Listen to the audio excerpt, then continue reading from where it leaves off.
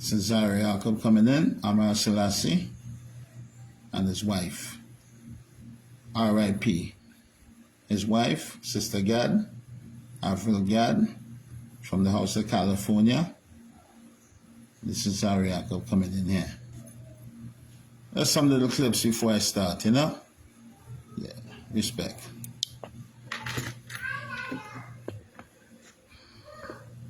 I'm just getting it off the laptop because I didn't really prepare as good as I should have, you know, but I'm still going to do it.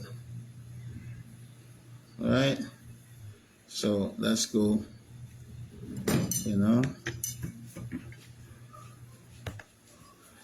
This is a close-up shot right here with me and Zaria in the airport.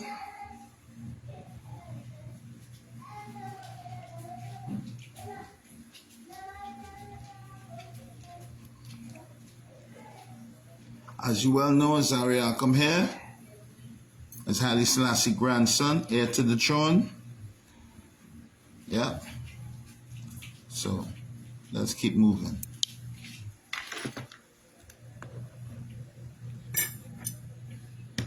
Heir to the throne of Ethiopia, you know?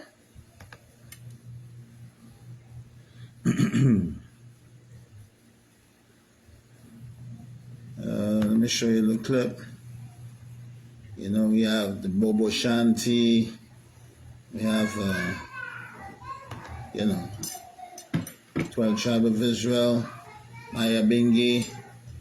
You know, it's a little clip from the Khaki dance of the 12 Tribe of Israel, you know.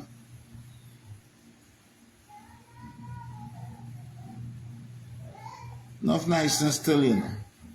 Enough nice and still, but, you know, sometimes we just have to talk the thing and make the people them know, you know. So we just go into certain things here right now, same way, you know. 12 Tribe of Israel.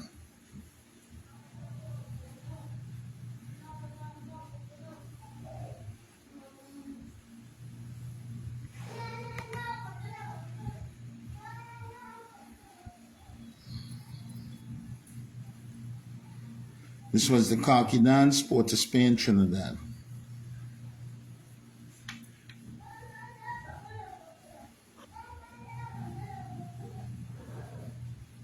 I'm just getting it off the laptop, you know, so it's nothing really too official. I didn't really prepare for this little live, but I just get the vibes to do a little thing, you know. You have a lot of people in this dance right now didn't make it to 2025. Like this brethren here, this is Oba, a musician. R.I.P. This brother right here, you know.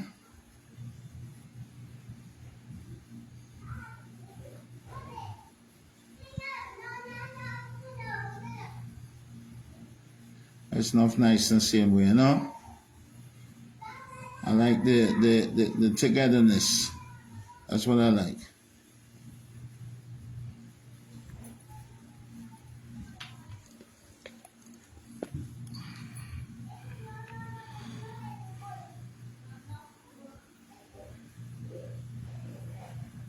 Most of the item here in the business here a long time, you know, like, you know, some people over 20 years, some people over 10 years. Me, I'm in there like 40 years. I'm a member like 40 years and thing, you know. Yeah, let me see if I can get a little piece with the kitchen or something. Let's see what's going on here. Yeah.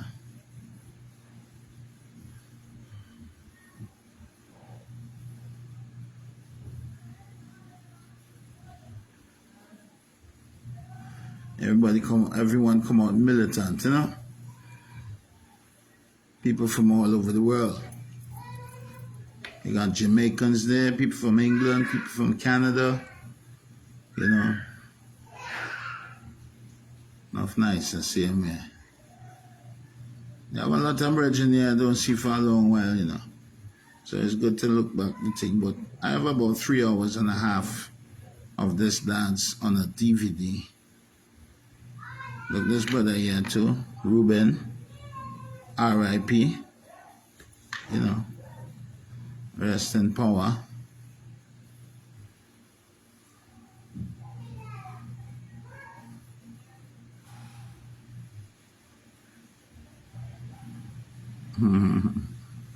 Rest in there.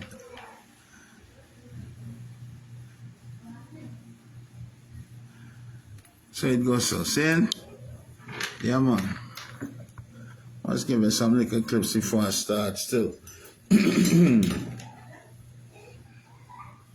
Wow. Now we're starting to see some faces here too, but I'm going to come out of this because there's some little things just to start it off, you know? So let's get into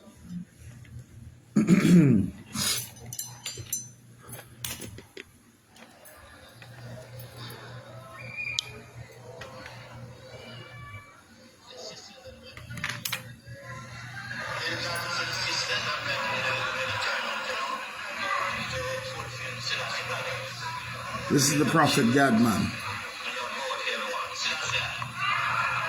He founded 12 Tribes of Israel in the year 1968, now function universally. His name is Dr. Vernon Carrington of Jamaica.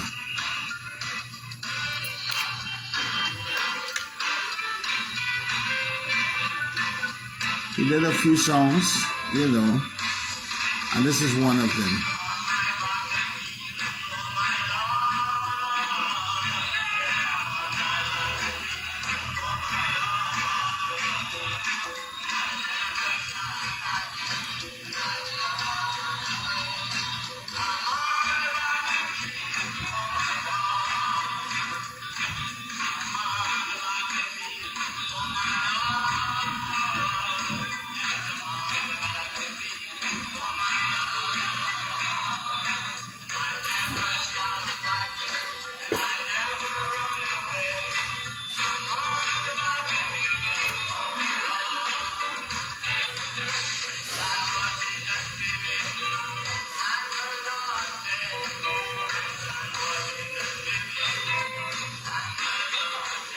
This is Dr. Vernon Carrington, the founder of the 12 Tribes of Israel, Jamaica. R.I.P., you know, rest in power. The other time I used to be cooking for him in England. I cooked for him, I cooked for Zari Jacob, you know, stuff like that.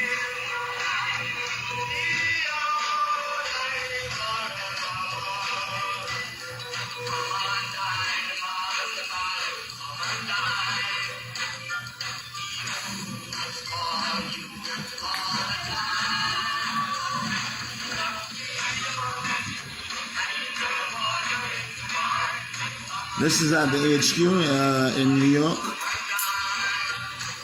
Okay.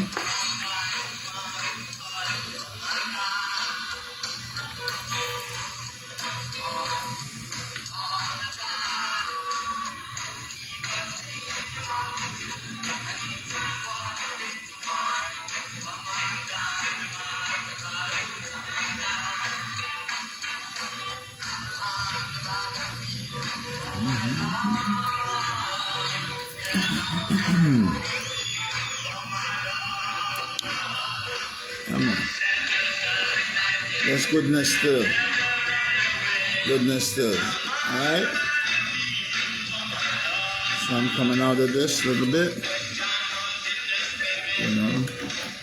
Yeah, man. Respect you every time. Just a little clip here and there, you know. Oh, this is HAILE SELASSIE.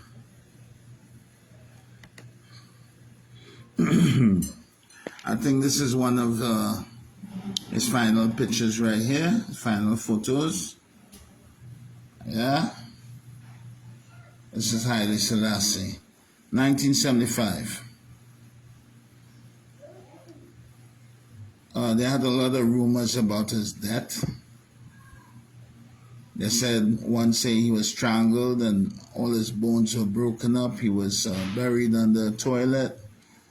And this was done by the Derg, who was Haile Mariam Mengistu. You know, had him house arrest, and he toppled Haile Selassie off his throne, basically. And when he took him away, they never saw him again. And that was in 1975, so it's like 50 years now. You didn't see anything concerning Haile Selassie. So this is Haile Selassie. This is the last picture of Haile Selassie right here.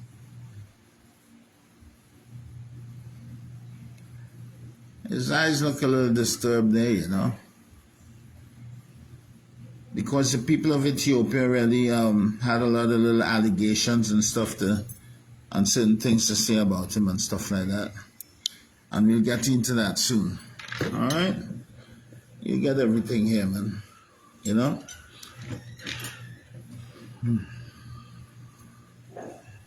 So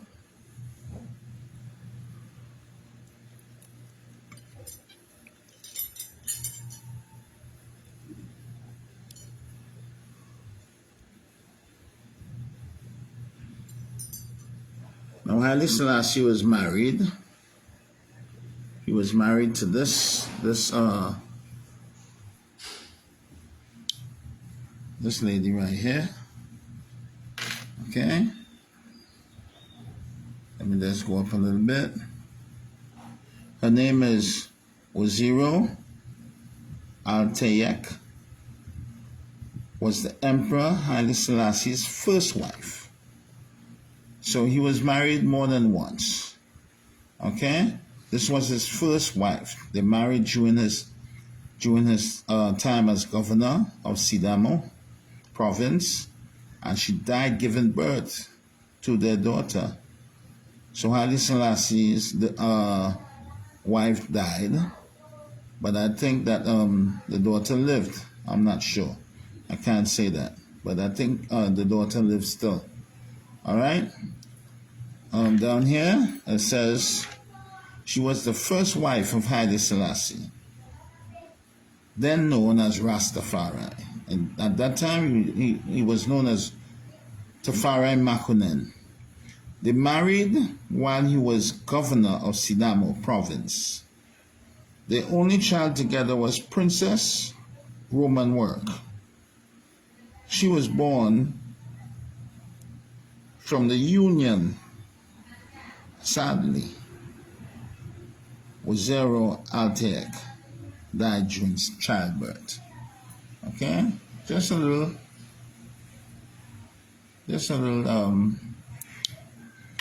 history so you could know. Haile Selassie was married more than once, you know.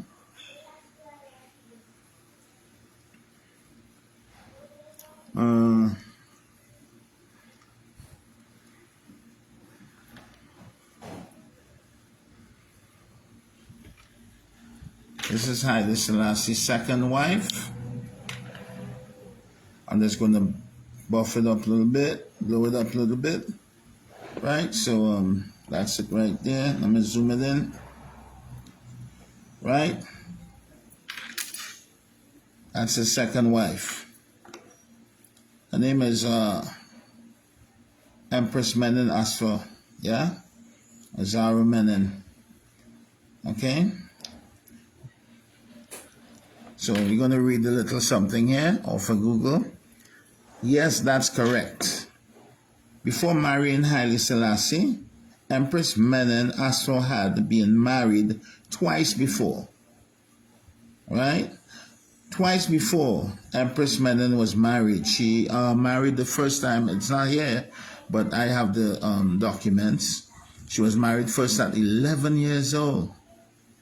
All right? So she was married twice before. She was married to two noblemen prior to her marriage to Rastafari Makonnen, who later became Emperor Haile Selassie. At the time of their marriage, 1991, Menen was 22 years old. That's the time when she married Haile Selassie. Right, that's after she married two noblemen before. Right, hold on. Let me go and check something here. Right, let me go and check something.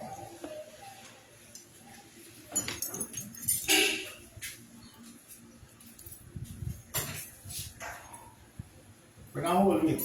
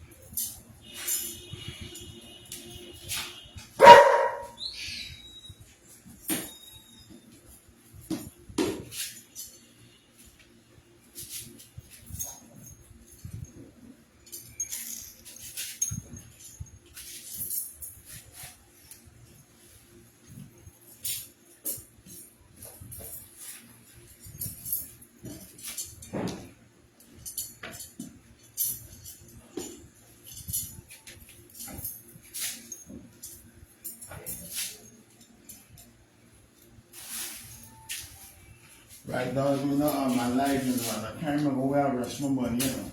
So if possible, come on, fetch me. Come right inside. Come on, you know. I do not like it.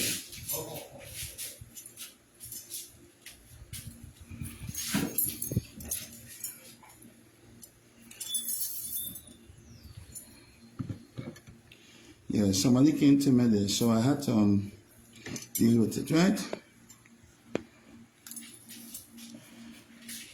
So let me get back to that.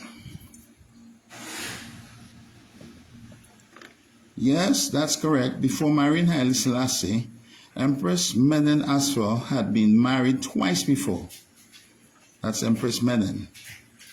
People call her Queen Omega. Twice before she was married. She was married to two noblemen prior her marriage to Rastafari Makonnen, who later became Emperor Haile Selassie at the time of their marriage, 1911, sorry. Menen was 22 years old and Tafari was 19 years old. She had already given birth to 4 children from her previous marriages. So when she married Haile Selassie, she already had 4 children. Right? And when she married Haile Selassie had 6 children with her after that. So she had 10 children in all. Okay? She had 10 children in all. Okay, so let's push on a little bit. Right? So Haile Selassie was married twice.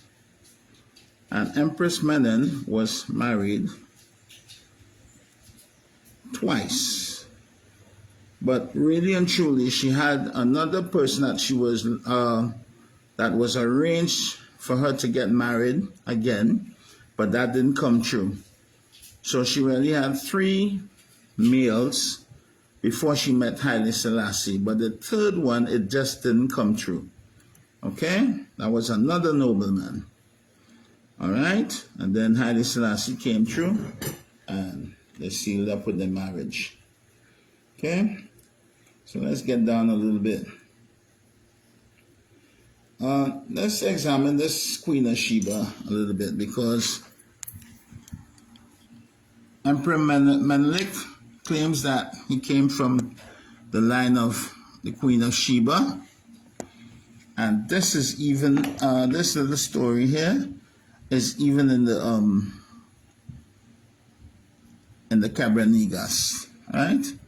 But this is coming off the internet. But the story of the Queen of Sheba is that in the story of the Queen of Sheba visit to King Solomon, her cloven foot is transformed into a normal foot after she steps on a polished floor in Solomon's palace. Solomon had the floor made to resemble glass. And when the queen, believing it to be water, lifted her skirt and she saw her cloven foot, and it was instantly changed. So you understand what's going on there? Solomon, let's picture some well polished flooring, and it was so polished that, you know, when the Queen of Sheba arrived into his courts, right, she thought it was water. And when she pulled up her dress so it wouldn't get wet, you know, and she looked down at her foot instantly changed back to a normal human foot. In other words, then, the Queen of Sheba, according to the legend, according to the story, according to allegory, according to the Kebranigas, she had a cloven hoof, like an animal's leg. Right? She had an animal's leg. I don't know if it was done by witchcraft or whatever. I don't know anything about how she got that in the first place, but she was the Queen of Shoah, or some people call it the Queen of Sheba. And she went to Solomon to test him with certain questions or whatever, right? And as we move on, what they're saying here about Haile Selassie, a lot of people don't know. Haile Selassie claimed to be the descendant of King Solomon and King David. But the truth about it is that this is the truth about it. It's nothing about Google lying or anything like that. This is the truth about it. Although he claimed to be 225th of Solomonic dynasty, he was not. Read from the top. No, Haile Selassie was not a direct descendant of Menelik. While Haile Selassie did have close relationship with Menelik II, who was his father's cousin.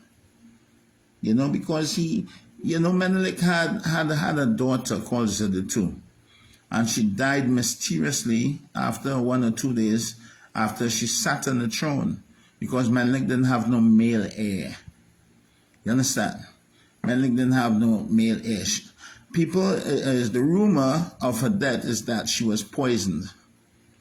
All right? And they even want to blame Haile Selassie for that. All right? So let me read from the top again. Haile Selassie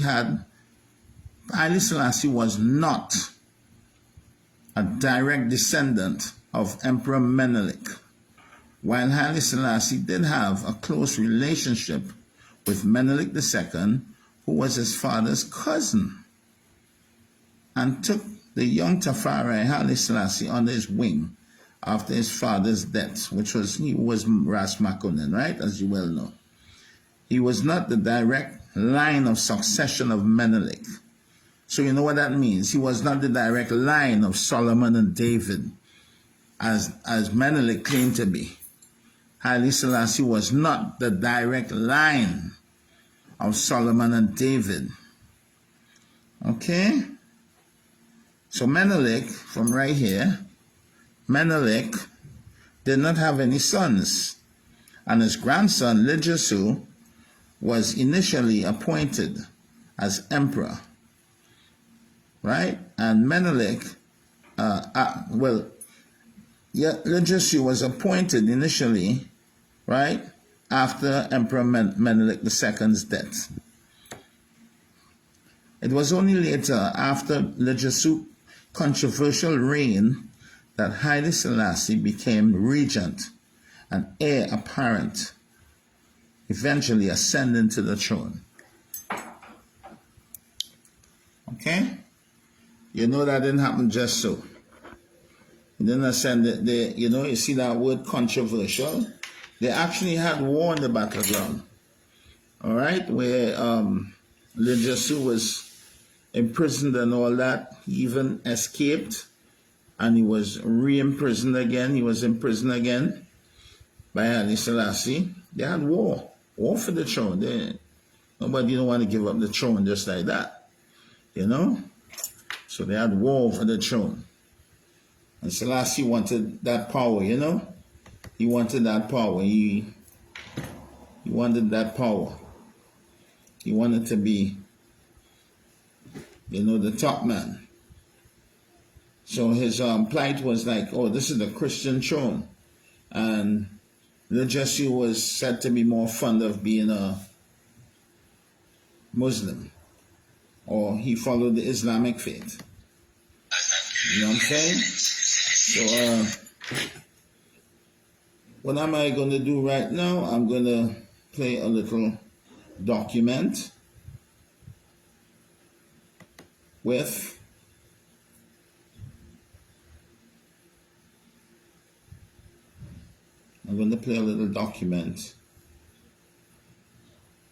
That's not right. Let's make sure it's okay.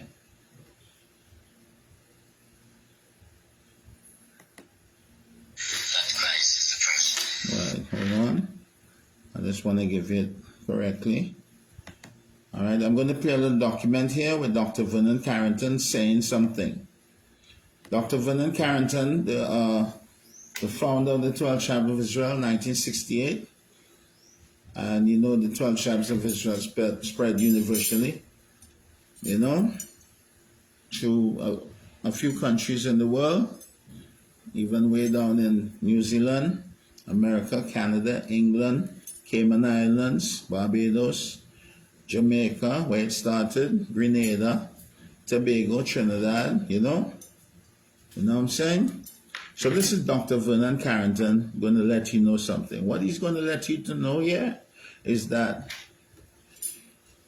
he's not saying that Haile Selassie is the Christ. Actually, he's saying the opposite. He's not saying that Haile Selassie is Christ in his second advent or in his kingly character. He's not saying that. He said he's still waiting on Jesus to come. And Haile Selassie is not that person.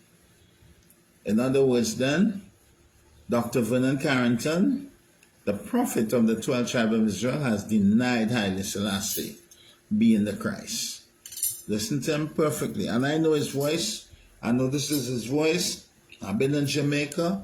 I've been to Jamaica when they had that same argument in the 12 Tribe HQ, 81 to 83, Hope Road, Kingston, Jamaica. That's where the HQ is. I've been there, and I saw the members arguing with the prophet concerning this same topic. And he was telling them the same answer. He said, don't go out there. This is what I heard with my ears. I saw Gadman say this to the arguing members of the 12 Tribes of Israel, who was arguing with him very loud in the HQ. He said, don't you go out there and tell people that I say that Haile Selassie is Jesus. As far as I know, Jesus Christ has not returned yet. Haile Selassie is not that one. Okay, so take it from the prophet. If you listen to the prophet, if you 12 Tribes of Israel and you listen to the prophet, I want you to listen to this. Okay? Okay, boom. Let's get it from the top. All right? So here we go. Christianity and other Rastafarian groups, is there a basic difference in the doctrine? There's a basic difference because Christ is not die and rose again. He not die for us. We see that person. So that is a different teaching because that when they see this teaching, that Christ is the person. Alright, I want to remind you that we're speaking with the Prophet God, who is the leader, the head, the founder of the 12 Tribes of Israel. We want to move on now to the doctrine. Recently, we've had much debate on this program, Running Africa, and other programs about the divinity of His Majesty, the Emperor Haile Selassie, as it relates to the return of Jesus Christ. What are your thoughts on the matter? Well, Christ is the return and sit on the throne of David. So I strongly believe that Christ is going to come and sit on the throne of David. Alright, I want you to, you know that you said something very important here, and something that may disturb the Rastafarian movement in Jamaica. Christ, you're talking about the return of Christ. Yes, I'm talking about the return of Christ is going to sit on the throne of David. Is that, are you making a differentiation between Jesus Christ and Haile Selassie? Yes, I'm making a different definition. Because Christ is here yesterday and today and forever. I do not miss my necessary saved not by the main character but by the blood of Jesus Christ. Alright. So let's talk. I know a lot of people listening now are saying to themselves, but no, I want you to listen carefully, you know. Carefully, you know, listen carefully. He said he's making a differentiation between Haile Selassie and Jesus. He's saying that how Haile Selassie is not Jesus and he's not God. He's waiting for that God. This is the words of Gadman. Listen. Christ did not die and rose again. Listen. He did not die for us. We see that person. So that is a different teaching because that when you see it, it's teaching that Christ is the person. Right. I want to remind you that we're speaking with the Prophet God, who is the leader, the head, the founder of the 12 tribes of Israel. We want to move on now to the doctrine. Recently, we've had much debate on this program, Morning Africa, and other programs about the divinity of His Majesty, the Emperor Haile Selassie, as it relates to the return of Jesus Christ. What are your thoughts on the matter? Christ is the return. Christ sit on the throne of David. So I strongly believe that, Christ is going to come and sit on the throne of David. Well, I want you to, you know that you said something very important here, and something that may disturb the Rastafarian movement in Listen. Jamaica. Christ, you're talking about the return of Christ. Yes, I'm talking about the return of Christ is going to sit on the throne of David. Is that, are you making a differentiation between Jesus Christ and Haile Selassie? Yes, I'm making a different definition because Christ is here yesterday and today and forever. I do not miss my necessary saved not by the main character but by the blood of Jesus Christ. Alright, let's move on. You understand?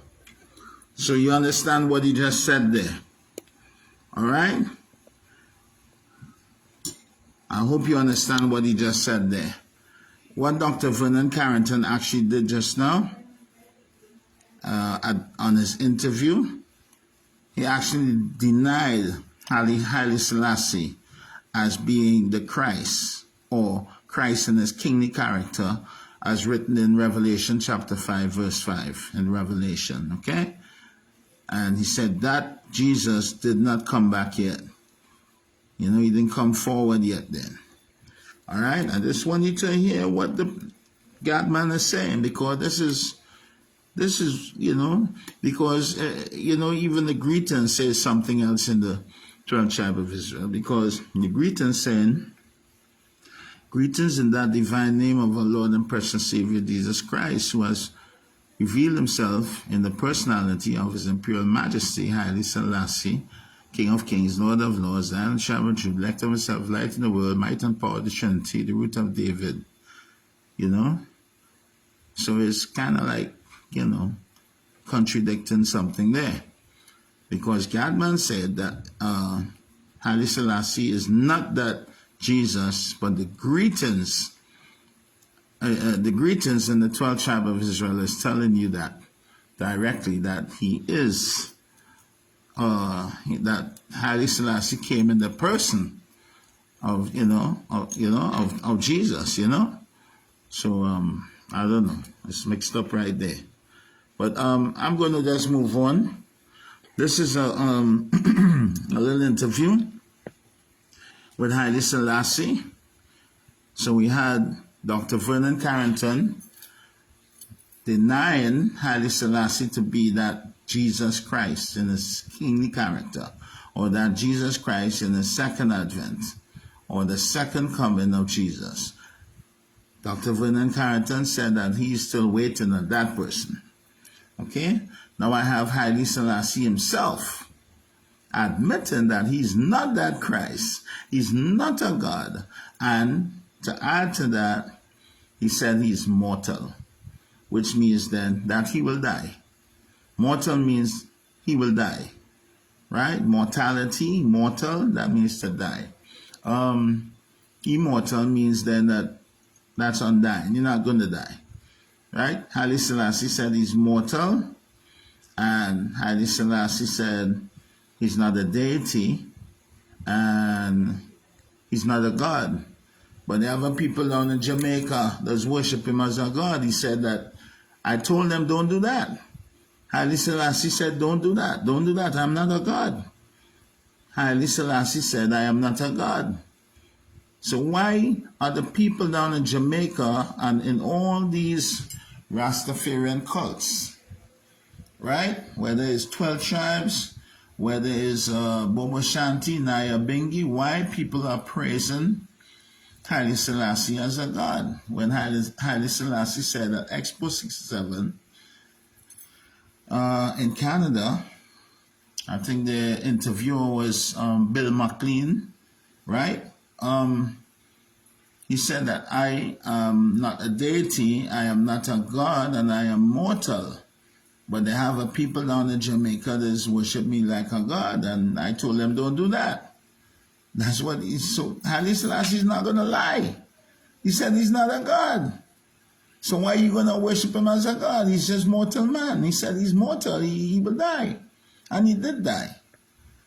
Right? He did die. And I will show you that the royal family actually buried Haile Selassie. You know what I mean? With all the thing they're talking about, Selassie is still alive, and that is not his bones, and the person they have in the casket was shorter or longer by some inches or some kind of thing like that. No, friend. No. You know, they know by his dentures. They know by his skin, his DNA. They know about all that. People said they didn't take that. This is royal family. They did that. They did test it. They did test his bones and his remains and stuff like that. That's why the whole family was there at that particular burial. Okay? And Zara Yacob actually carried the coffin, all right, of Haile Selassie, you know, to the last resting place. Okay? And I will show you that a little later on this same live. Okay? All right? So it cannot be denied, because his grandson and his daughter and all the rest of the royals were there present for Haile Selassie's re-burial. And this wasn't staged. So right now, it's a fact then that Haile Selassie is dead, because we didn't see him around for 50 years. Now it's 2025. We didn't see him since 1975. So it's 50 years we haven't seen Haile Selassie. You know what I mean? We never heard of him, see him nowhere. You know what I'm saying? And all of this stuff, you know? So I think it's high time people come off of that and let's start to talk the truth and deal with reality. Haile Selassie is gone, right? And no one has sat up on that throne, not even the heir to the throne was Zara Yacob Amar Selassie. Not even Zara Yacob has sat on the throne. So, the prophecy in the Bible has fallen so far.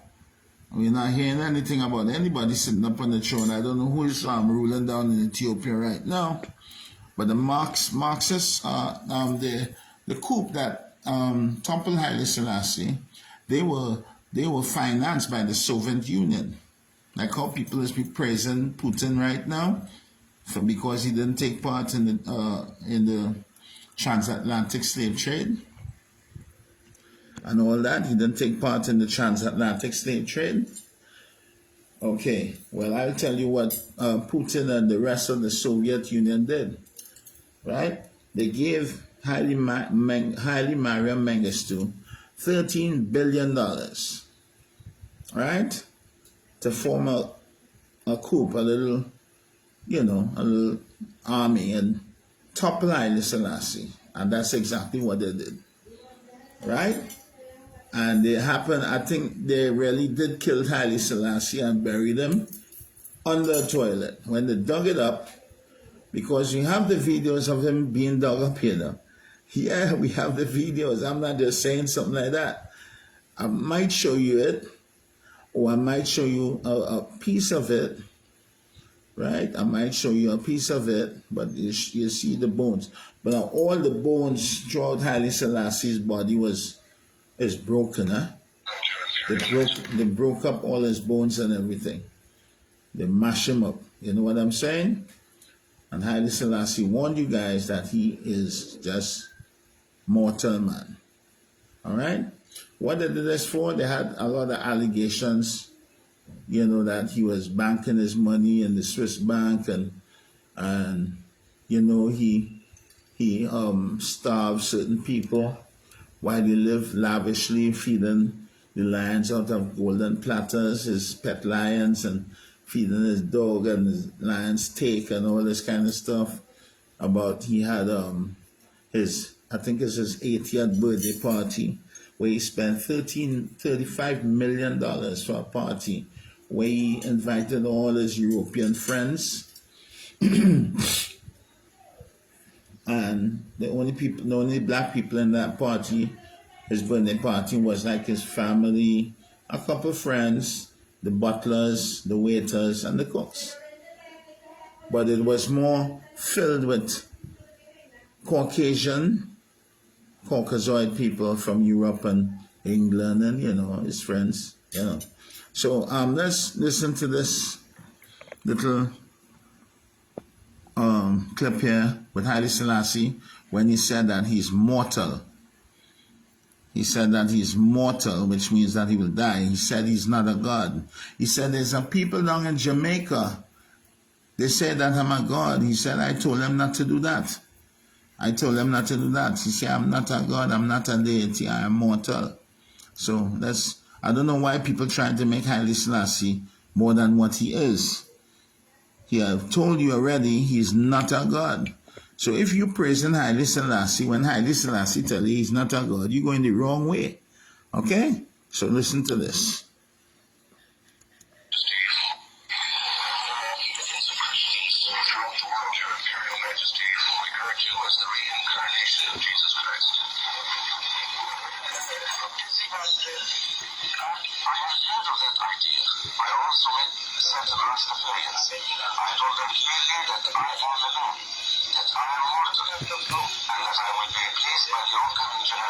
Listen again. Listen again. Listen again. Okay? He said, I'll be replaced by the upcoming generation. I am mortal. Listen again.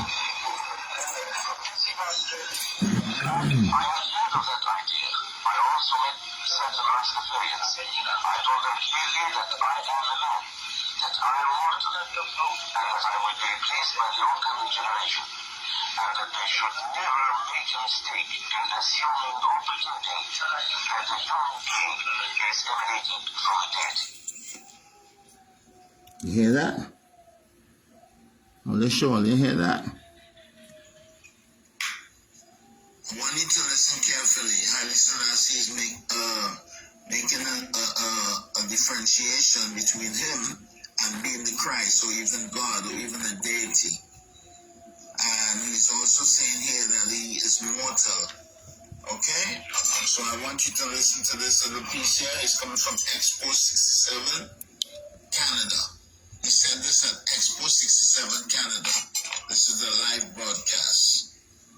Haile Selassie speaks in America's native language while it's being translated at the same time in English. So listen. Millions of Christians throughout the world, Your Imperial Majesty, regard you as the reincarnation of Jesus Christ. I have heard of that idea. I also met certain Rastafarians. I told them clearly that I am a man, that I am mortal. Hear that part? I would be replaced by the ultimate certain Rastafarians. I told them clearly. Yeah. I have heard of that idea. I also met certain Rastafarians. I told them clearly that I am a man, that I am mortal, and that I would be replaced by the oncoming generation, and that they should never make a mistake Never. in assuming the opportunity that a human being is emanating from a dead. Right?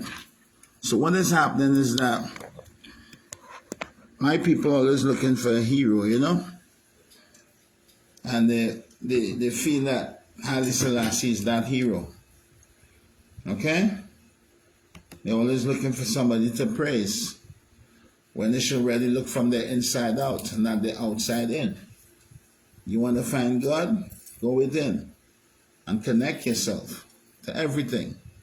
You know what I'm saying? I'm not here to preach anything. I'm just doing what I see here. Okay? What I see, what I have access to. You know what I mean? It's a serious thing. You know? Because look at this. Look at this. Okay? I just want you to check out this. We have an Ethiopian Abuna, a high profile Ethiopian Abuna, saying that Jesus Christ, he come as a white man. You know what I mean? He come as a white man. So I'm going to play this for you now, so you could watch this man here. Right? He's from Ethiopia. He born in Ethiopia. And he said Jesus Christ is a white man. He's not a black man. Let's go. Is depicted in European paintings. Well, you know, of course, some people do the Ethiopian face. They make the picture like they own people. For example, in the Caribbean islands make like their own face of dark color. But I believe that Jesus Christ is born from Jews, as white people. It's not to change the face, the whiteness. So. But you're surrounded from how he is depicted in Listen, this European mushroom has paintings. a bigger Buddha. He's a bigger Buddha. Watch out. Of course, This mushroom has a Buddha. Listen. do the Ethiopian face. They make the picture like their own people. Listen. For example, in the Caribbean islands make like their own face of dark color.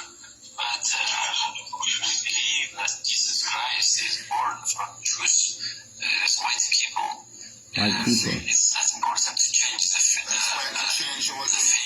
whiteness. You're surrounded by paintings of both Jesus Christ and the Virgin Mary, looking like Ethiopians, brown with a soft afro. They trust Jesus Christ. Israelites. So it's not. I'll play it one more time for you. Change the face of Here, listen. Lord Jesus Christ and Saint Mary, because they are Jews. They are Jewish. You see? He said they changed all the faces, the faces that reflect the people that live in Ethiopia. All the Ethiopian paintings from in St. Mary of Zion, and all these faces, and in the St. George's Cathedral and stuff, the white paintings, because they say Jesus is Jew and he's a white man. And this is going on in Ethiopia. And that's why I'm telling you, Ethiopia is brainwashed. I personally not going to Ethiopia. I'm scared of that place. They got too much brainwashed people there. I went to Egypt, right? And I saw the world of history over there. And I know then that personally, Christianity plagiarized all their doctrine from Egypt. Everybody in the Bible went down to Egypt. Abraham went down into Egypt. Moses was born in Egypt. Jesus went down in Egypt. Everybody, 12 tribes of Israel went down in Egypt because they was hungry and the Egyptians feed them. There is no record of the 12 tribes of Israel being enslaved in Egypt. No record at all. That you could only find in the King James version that only came out the other day in 1611. Okay? As you well know, the first printed Bible was in 1955, Gutenberg Bible in Germany, you know. So I'm smiling, you know, I'm smiling because the whole world is being fooled. The whole world is being fooled. Look at this Ethiopian Abuna here. He's saying that Jesus came white. I got a whole lot of things to say about even the word Jesus. The word Jesus is Roman. You know, any word that you see coming with the US on the end, that's like Roman. Ephesius, Tiberius, Julius, Cornelius, Jesus, Zeus, Zeus. Jesus is Zeus. You know what I'm saying? But I didn't really come here to explain all that stuff right now. I'm just touching on some way you call it there, some little clips. This is the little clip show. You understand? All right. So you got a Ethiopian eunuch with this mushroom head kind of hat. You know they have a mushroom, what they call it, a mushroom cult, right? And they wear the same hats as the Orthodox faith. Now this guy was Ethiopian Orthodox, saying that Jesus come white, and Haile Selassie belongs to that Ethiopian Orthodox faith. And people of his faith is saying that Jesus come white. So I don't know. I see Haile Selassie kissing cross and all kind of thing, you know, kissing a cross, and this is the same cross, all right, with a dead white person on it, you know, representing that Jesus, because that cross didn't originate in Ethiopia, you know. Ethiopia is not the first Christian nation, you know. Don't let them fool you, right? Let me tell you why. Your same Bible, look it up on the internet. The same Bible tells you that Christianity really started in Antioch. It started in Antioch, right? You know where Antioch is? It's in the region of Turkey, which all Turkey, all there was the Roman Empire then. You know, and the first Christian church was built in Turkey. In the 300 and something, right? The first Christian church, the name of the first Christian church was Hagia Sophia. 700 to 800 years after they built the churches of Lalibela.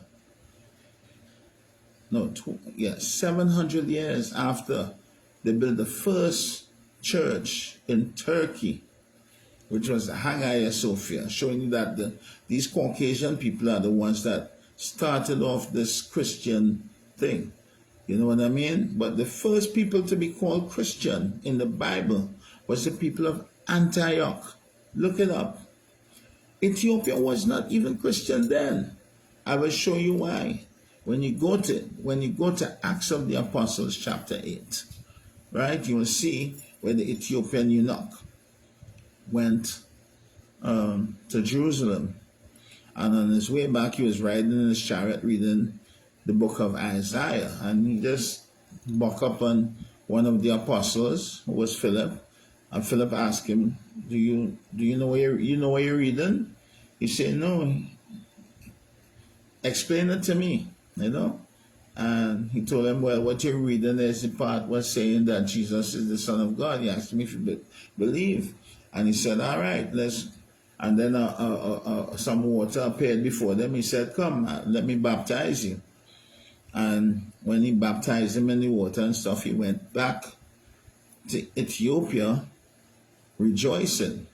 He went back to Queen Candace of that time.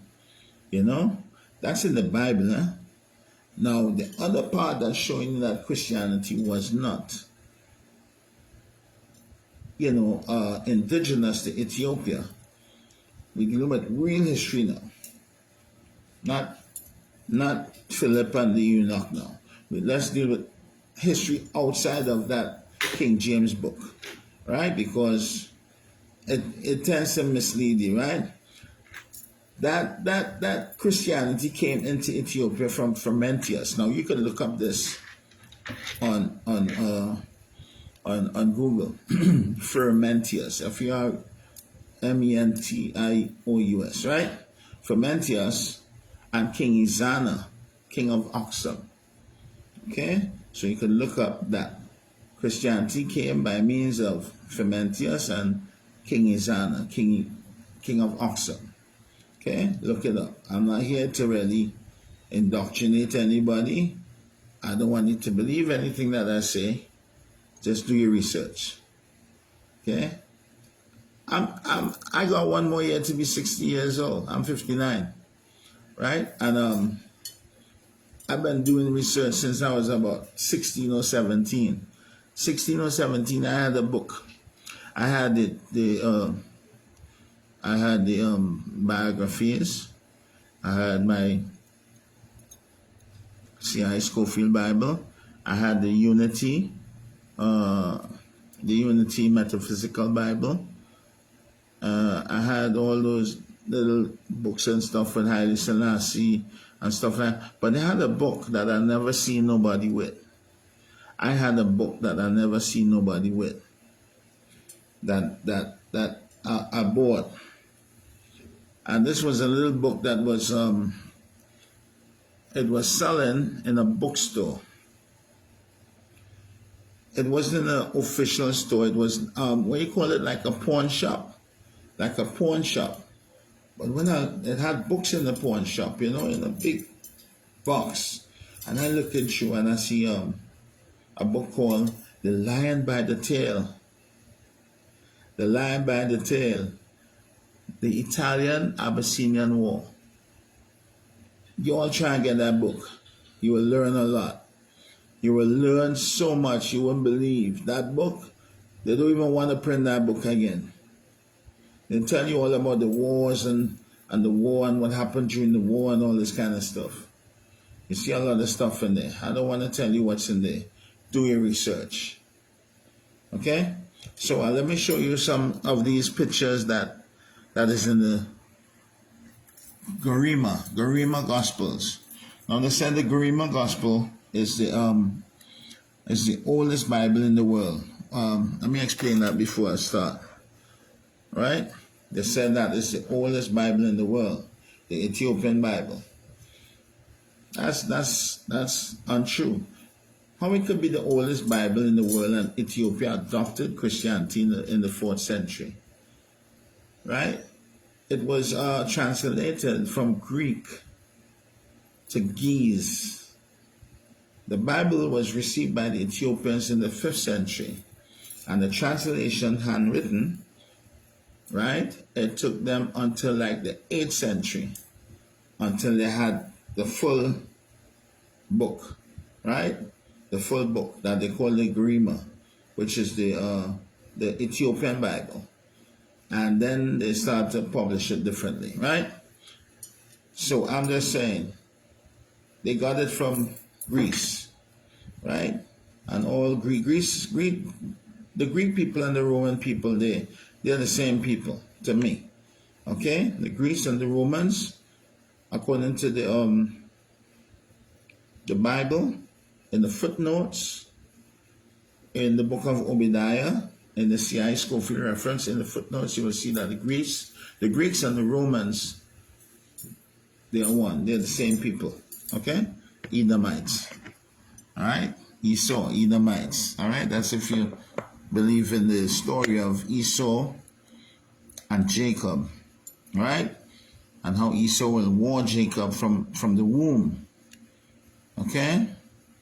All right? So I'm not here to tell you too much about the Bible and stuff. I'm just going through some little things here. Now, this is the pictures that they have in the Garima, right, which is the Ethiopian Bible. Now, I just want you to watch this picture here. All right? This is coming from the Garima Gospels. They said this is the this is the Bible from Ethiopia, right? The Garima Gospels. Watch that guy there. That's the picture that they got from the Garima Gospels. They didn't change anything in it, right? When they were copying it, or handwriting it, or even drawing these pictures, they didn't change anything in it. You guys see anything with this picture from the Ethiopian Bible? First, they have a cross. This cross here coming from the Templars and all these kind of people, right? It's coming from Rome, right? And you got a Greek-looking guy here with peachy cheeks. Peachy cheeks. We don't have peachy cheeks. We are burnt-faced Ethiopians. So then you should know then that the Bible, it was not originated in Ethiopia. Right? Let me show you another something. Right? You see, all here on the roof in the cathedral. Watch those images there. This is all within, and nobody not telling you this. The people that go to Ethiopia, they're not telling you that they're seeing white Marys, white Jesuses, white paintings, white angels, white everything white in Ethiopia. They're not telling you that. Look at those people there. You could hardly see it, but you could see it. It's white faces. It's not, it's white faces. Look at it. Look at it. It's white faces. So Ethiopia adopted Christianity, right? Look at this. Look at that. This is in the oldest book, the oldest Bible, I mean, one of the oldest Bibles. They call it the Ethiopian Bible. That was translated from the Greek Septuagint, right? Which was the Greek Bible, right? Into Ge'ez. So this is the pictures that they have in the Ethiopian Bible. Watch the faces good. Watch the cheeks. Peachy cheeks. Peachy cheeks. We don't have peachy cheeks in Africa. We burnt skin. We black. Forget that. We ain't got no peachy cheeks like that. Now, look at the Jesus over here.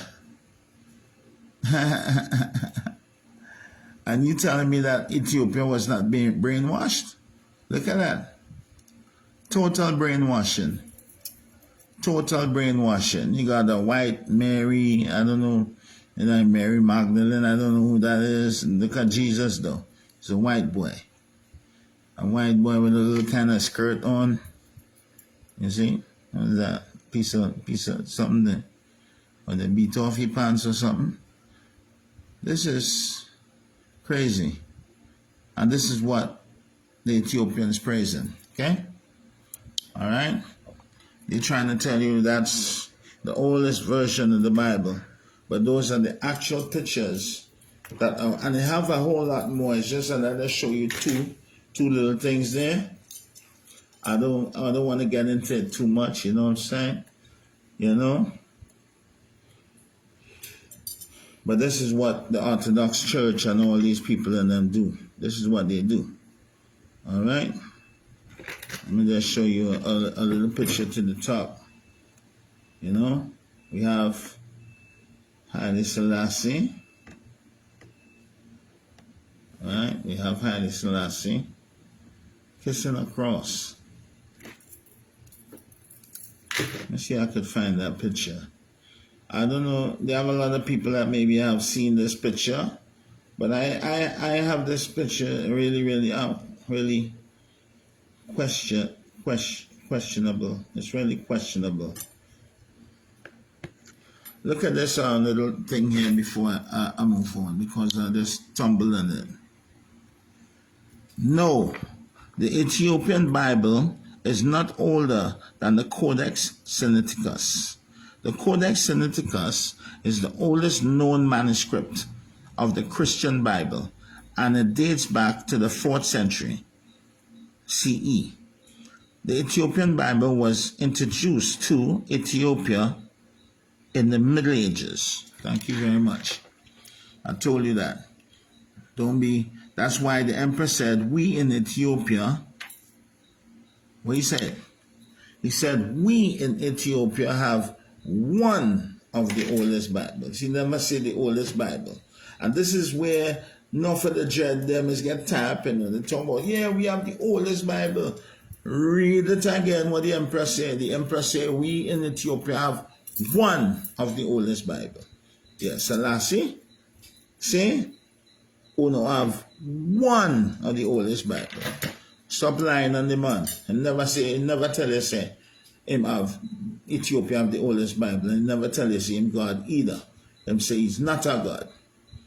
Alright, so they're going the wrong way. Alright? Or they're following the Jamaicans. Go ahead. The Jamaican going the wrong way because he went to Jamaica and said, don't worship me as any God. But nobody not telling you that. Because the whole people come down from the hill, all the bobo, them that never even come in the town yet, they come down by the scene, come off the plane. And you check, say, him a God. Alright? Let me show you something again. Alright? This is how the thing run here. You know? It's not a joke. Right? I told you about the Queen of Sheba having a cow foot and ray. Look at this. I told you that Haile Selassie was not of the direct line of Solomon and David. Right? I told you that also. It's right here too. It's right here. I'm watching it. I'm aiming at it right now. I didn't find what I'm looking for. But Haile Selassie was not of the descendant of Emperor Menelik, who claimed descent of Solomon and the Queen of Sheba, of the Solomonic throne. Haile Selassie was not of that line. Okay?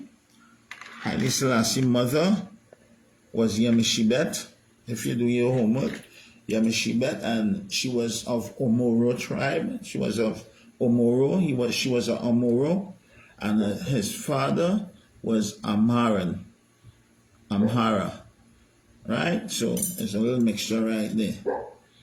You know, that's why Haile Selassie come out looking like Indianish. You know? Because these tribes that his mother and father was from are really the progenitors of the Indians that are in India today. A lot of people don't know that. So that's why when you look at Selassie close up, you will see, look at his beard and stuff, you see the Indian in him. Don't study the woolen hair. None for the Indian have woolen hair. Same way. They have a whole tribe of them that have woolen hair. Alright? They're original Indian. Selassie is an original Indian. Right? And I'm going to get into something here now too. Alright? I'm sure that you saw pictures with Haile Selassie kissing a cross already at the Orthodox thing, but I can't really look for that right now. Right. That's why I'm telling you, I'm not organized. I didn't organize to do this. I'm just doing this freelance off the top. I'm doing this freelance off the top for all you people that want to worship Haile Selassie as a God. Haile Selassie said he is not a God. Right? With his own mouth. So you got to find another God. Right? You got to find another God. If you believe that you came into this world to look for God, you got to find another God. To me, the closest person I know to God is my mother. And I ain't going to lie to you. The closest person I know to God is my mother. Some people that say that they talk to God. I said, what language does he talk in? Does he talk Amharic? Does he talk Hebrew? Does he talk English? Spanish? He said, no, I talk to him. He talks to me in a way that I understand. I said, okay, bro. You know? Another one say that they meet God. They met God. Say that them and God have a good relationship. I said, yeah, have you ever met God? He said, yeah, I've met God. I said, okay. You know? They have a lot of people that's lie, you know. It's just lie for no reason. You met God. So, out of these 8 billion people in the world, God come and meet you alone in this time? Huh? Nobody, the sky never opened up at any one time and God looking out from the sky and say and talk to everybody at any one time. That never happened. Right? And if you want to talk about Jesus being God, well, I got to go back to Adam and Eve. I got to go back to Noah. The story about Noah, it just could not be true. It just could not be true. There's so much fiction in that story alone. And just to know then that Noah is the second Adam. You know what I'm saying? And we are supposed to be, Noah and his sons, they're supposed to be the progenitors of everyone that exists today. It's considered to be the second Adam. No, man, that could never be. All right? I think the flood was in 2348 BCE. And the dynasty of the Egyptian kings, which were pharaohs, it started in 3200 BCE, and it ended in 1200 BCE. So if the flood was at 2348 BCE, and the Egyptian kings started from 3200 BCE and ended at 1200, and was a continuous line that they chiseled in stone, because if you go to the temple of Seti or the temple of Abydos, which is the chronology of the kings, it's chiseled in stone. That's why my ancestors in Egypt, they chiseled all the kings in stone, not on paper. Right? King Solomon and then not chiseled nowhere. King David not chiseled nowhere. Abraham, Isaac, Jacob, all of these people, they have no burial grounds in the Bible. Matthew, Mark, Luke, John, James, Peter, Paul, Timothy, Esther, Ezra, Jeremiah, Nehemiah. Nobody have burial grounds in that Bible. Nobody. You can't find no burial grounds to nobody. You got prominent kings like King Solomon and King David, who's supposed to be the biggest names. I mean, the Psalms was written by David and all this kind of stuff, and you don't have a burial ground for him? Something is wrong here. All right? I'm not coming to a thing on that, but I got to touch on that a little bit. You know what I mean? You know what I mean? I did these little lives already, and, you know, it touched some people, you know, and who, you know, if you don't like it, you can cry about it. If you don't like it, you can go cry about it. Get your Kleenex, get your wet ones, and wipe your eyes. Because let me tell you something, those stories are not consistent with real history. A lot of things that happen in the Bible is only written in the Bible. It didn't happen on the whole planet. Like that flood, that deluge, that flood with Noah. They had an Egyptian lineage started from Nama, the first king, at 3200 BCE. The flood was approximately 2348 BCE. Some say 2070 BCE. They got two different dates because they're trying to set the date and confuse you because they're lying. You see, lies is bring more lies. So they got to, I mean, you know what I'm saying? You know what I'm saying? All right, so you have the chronology of the Ethiopian kings from Nama from 3200 BCE, and the end of the dynasty, 1200 BCE. But the flood was in the middle. So if you had a flood that destroyed everything on the planet, right, and only 8 souls survived, Noah, Ham, Shem, Japheth, and Noah's wife, and 2 of every animal, and 7 of how much was, unblemished or stuff like that. You know what I'm saying? And, and these animals came out on Mount Ararat, a snow-capped mountain all year round. And when you go to Turkey, that's Mount Ararat, in Turkey, where they had the first Christian church also, right? When you go to Turkey, that's the mountains of the white man. That's a Caucasian, where the man used to live in caves and stuff up there. You know what I mean? The Caucasus Mountains, you call it. That's where the white man dwelled. So the flood was to wipe out all the prehistory that they wrote from Genesis, where Adam and Eve was put into the Garden of Eden, and Eden was in Ethiopia, and all that. They show you that Noah built this boat in Mesopotamia and sail and reach Turkey.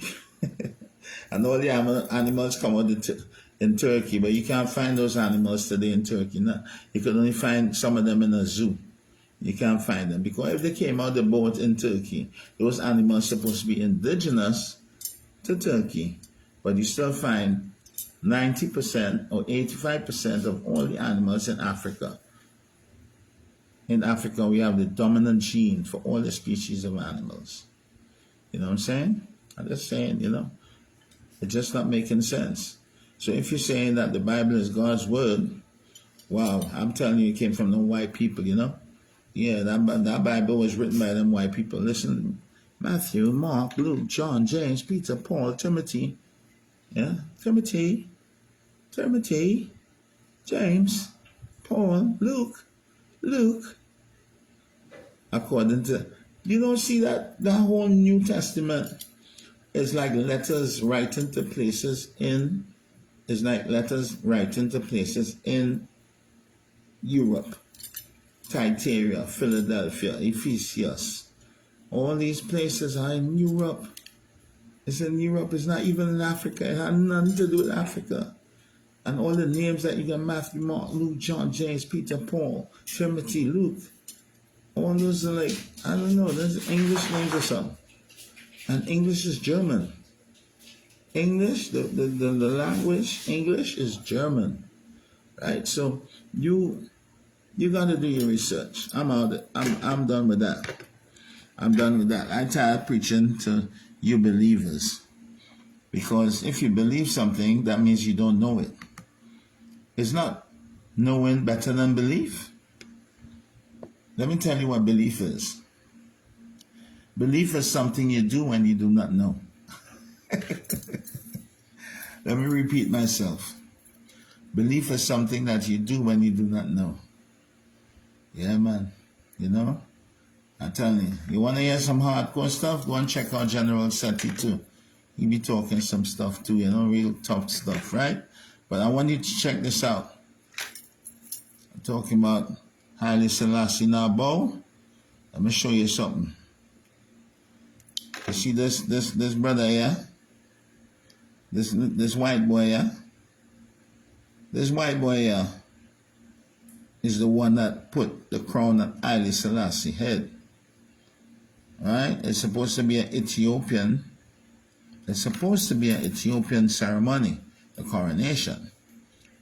With all that Ethiopian coronation, all the dancing and the drumming and the singing of the priests and the chanting and all this stuff, a white boy put the crown on his head. You know why?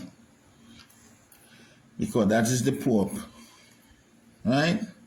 That man here is the Pope. His name Krylos. Krylos put the crown on his head. The name Krylos. Remember that name. You see it? And him put the crown on Selassie's head. Right? Now they only show you the coronation of Selassie, but they never show you the actual crowning of the man that put the crown on his head. Well, this is the one man there that put the crown on his head. Okay? For your information. Right? And I have a problem with that. Right? Because what happened is that Ethiopia, although they have Ethiopian Orthodox in Ethiopia, remember the headquarters for the Ethiopian Orthodox Church is in Alexandria in Egypt. A lot of people don't know that. The head of the Orthodox Church is in Alexandria, Egypt. And when you transfer the name Alexandria, Egypt, you get Alexander. So it's been conquered, it's been invaded and conquered spiritually. Since that time, I think Alexander invaded at 333 BCE. You know what I'm saying? So that stuff been, that kind of doctrine has been coming right down, you know what I'm saying? All right, so let me just run this here, and you will see that Haile Selassie now bow. Watching here. Selassie's going to bow now. See? Kiss the Pope's ring. So what Selassie did there just now? Watch it again. You don't believe me? Selassie kissed the cross, and then he kissed the ring. Bows down. Boom, Kiss the boom. Pope's ring. See? Kiss the Pope ring. Alright? Bow. Bows down and kiss the Pope's ring. Right. Then the Pope comes right over him and goes to the Abuna. And he just leave him out like nobody and goes to the Abuna with the mushroom head. Bows down and kiss the The mushroom hat. You know what I'm saying? This is the boy here. That crown Selassie. All of them kissing off and bowing. All them bowing. All these African Ethiopians, brainwashed African Ethiopians. They bowing. See? Watch that. Watch that. But it's all a cult, you know. It's all a secret order too, because you don't know the heads. The heads know the heads. But you know that all this belongs to a secret order. Okay? All this is secret orders. And I'm telling you, I know about secret orders, right? I was born in a secret order. My whole family belonged to secret orders. My whole family. You know. Watch it. Bowing again. He loved to bow and kiss his ring. Watch. Watch. This is the man. Watch him face. Greek dude. Look at him. Bow and kiss his ring. And him not bow to Selassie no time. At the Pope, you know. At the Pope, watch that. Watch again. Bows right down. Face down. Yeah. Yeah. You know? That's why I'm telling you all, man. You know? We gotta wake up. Selassie tell you he's just a man. And he's mortal. Right? That's why he goes into the churches and stuff and kiss metal crosses and all that. Remember Haile Selassie was educated by French Catholic missionaries from the age of 6. The first language that he spoke outside of Ethiopia, Amharic, was French. You understand what I'm saying? Right? He learned French because the white man educated Haile Selassie, you know. So what do you expect him to filter out to be? He had to be a Orthodox. And Orthodox and Christianity and Catholicism is the same damn thing. You understand? It's the same thing. I'm telling you, it's the same thing. They celebrate the Eucharist too. That Ethiopian or the Orthodox, they celebrate the Eucharist. They put the wafer on the tongue and drink some wine after that, or some grape juice, right? And say that's the body and blood of Jesus. They all celebrate the same ritual of eating human flesh, symbolically, right? So I'm not down with that. Something wrong with that. It's funny how Selassie could be in that, you know. Because my question, what did Ethiopians believe in before they adopted Christianity in the 4th century? What Ethiopians believed in before they adopted Christianity in the 4th century? Huh? Anybody can tell me? Nobody knows. I want to show you something, you know, right? Now, don't tell me that this is not true, because it's right in your face. What do you see there on Haile Selassie? What do you see there on Haile Selassie? I'm not going to point out all, you know, right? But I'll point out the main one. Right? You see this blue ring here? Watch that symbol closely. Watch that symbol closely. On Haile Selassie, you have it more than one, huh? Look at there too. This is the same symbol in a different way. And this symbol. You see, you all don't know symbols, but symbols is a different language. Right? So the question arises now, was Haile Selassie a Freemason? And I will tell you, yes, he was. Well, they say, what kind of stupidness you talking? Haile Selassie wasn't no Freemason. And all this kind of stuff. Haile Selassie used to go to church. Well, I'll tell you something. All the priests there, they are Freemasons. All the priests, all the heads of government, all the judges, the lawyers, everything, they're all Freemasons. I was born into Freemasonry. And I could tell you that. I'll tell you that straight up. Right? I went in as entered apprentice, I think, my master's degree, and whatever. You know what I'm saying? So I know about what I'm telling you. I'm not just telling you that just like that. All right? My whole family were grandmasters of the lodge. All right? St. John's. All right? Yeah. All right? So let me show you this again. Let me show you what it looks like because I'm going to deal with that a little bit. You see this? You see that? See that there? That's the Knights of Malta, right? And it could also mean the Templars, the Knights Templars. And you also see it here, there, and all over. If you look good, you'll see a whole lot of them right round. You've seen it, but you're not going to see it because look at all up on the other side. Look at all there. What I'm saying, you're not going to see it because symbolism is a different language, and if you don't understand the symbolism, all these stars are Masonic, you know. You don't even know that. To you, it looks like, it looks nice, pretty, but they're all Masonic. Okay? All right, so I want you to watch this star. Take a mental photo of this star right here, of this cross right here, sorry. Take a mental photo of this also. Let me get to you now. If you feel to cry that Haile Selassie is a Freemason, go get your Kleenex. Go get your wet ones. Go get your napkins, all right? If you want to, you could cry about it if you want. You know what I mean? Look at Marcus Garvey. I want you to observe the same, what is going on here. We're totally lost. This is Marcus Garvey. Marcus Mosiah Garvey. Look at it here. See what I did for you? Nobody is giving you this information. Only me, Reuben Silva. Only me giving you this information. I'm letting you know that they are all one. See it there? That's the same one you saw in Haile Selassie, right? Yes or no? Talk to me. Yes? Marcus Garvey was a Freemason. All right? Marcus Garvey was a Freemason. You want to see more?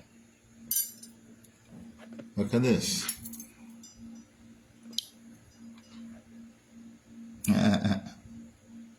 Nelson Mandela, watch. You see it there? Look. See it there? That's the same stuff you seen on Haile Selassie. They're all Freemasons. Nelson Mandela was a Freemason. When he came out of jail after 27 years, he joined Freemasonry. He joined the white man's Freemasonry, right? And Haile Selassie joined the Order of Garter in 1954. And people don't do their research, So I research for you. You know who's this? What's this lady here? Tell me if you know this lady here. Head of the Church of England, High Order Masonry, and her husband was of the highest order of Freemasonry. Her husband is Prince Philip.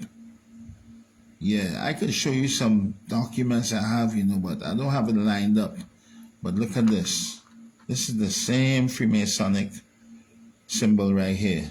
Knights of Malta, Knights of, and this is also, the Order of Garter, the most noble order in England.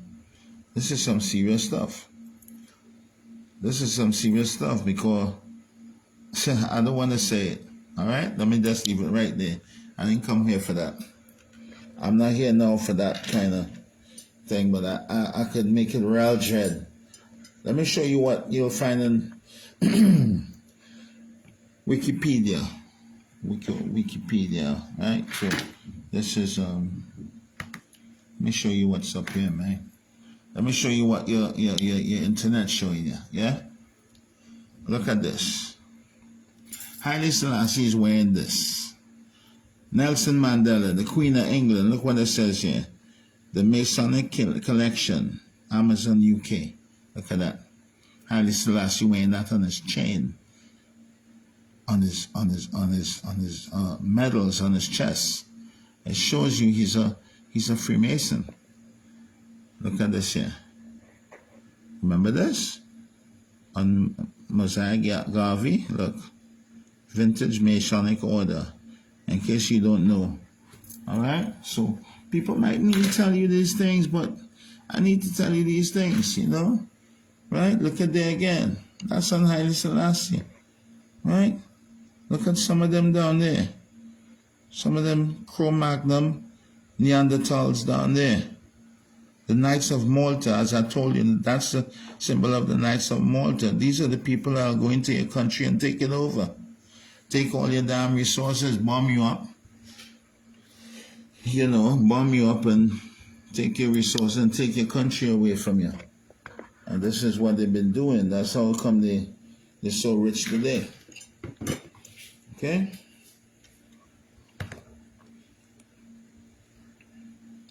Let's go again.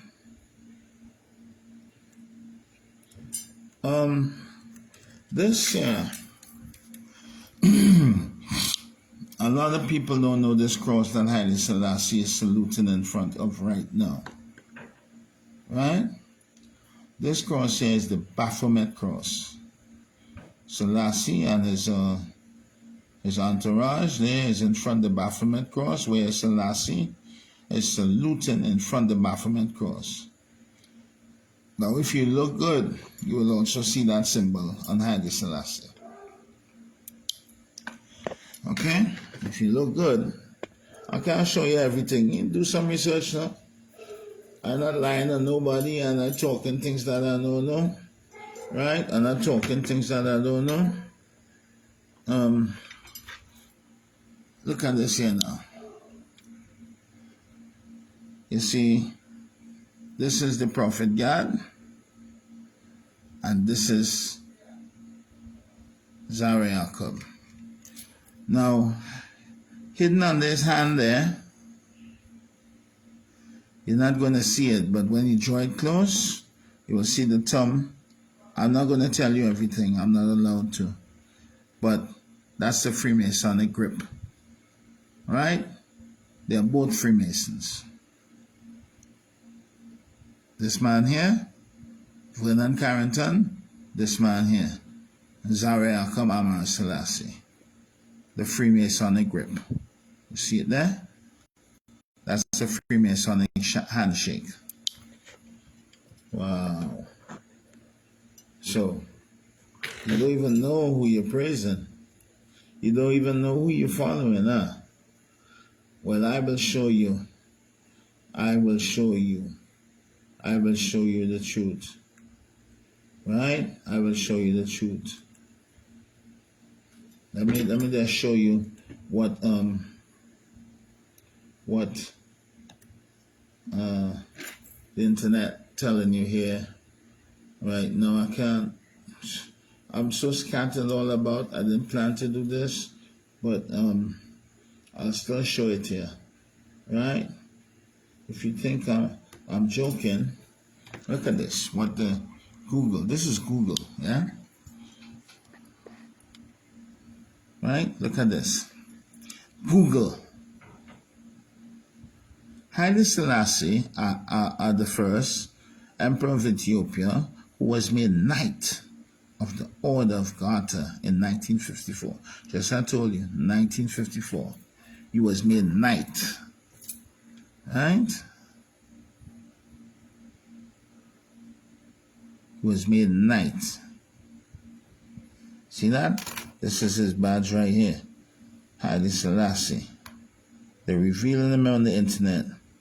He's of the secret order of the Freemasons. You see, Knight is a degree. Right? Like you have, you know, you have different degrees in the lodge, in the Freemasonic world. Knight is a degree. So this is what they're telling you. Emperor of Ethiopia, he was made Knight of the Order of Garter in 1954. Wow. And that's some stuff I'm revealing to you. Huh? And that's some stuff I'm revealing to you. I hope they don't kill me for this. Because it's on the internet. You shouldn't do me anything. It's on the internet. Deal with them who put it on the internet. I'm just reading what's on the internet, innit? You know? Haile Selassie joined the white man's lodge in 1954. That was after the war. Okay? You had to join because England and France and certain people helped him to fight Benito Mussolini. Haile Selassie didn't win that war from his own strength. Haile Selassie went into hiding. He went into Bat England and he was hiding. He ran away from the war. He couldn't fight the war. Haile Selassie didn't have no guns or anything like that.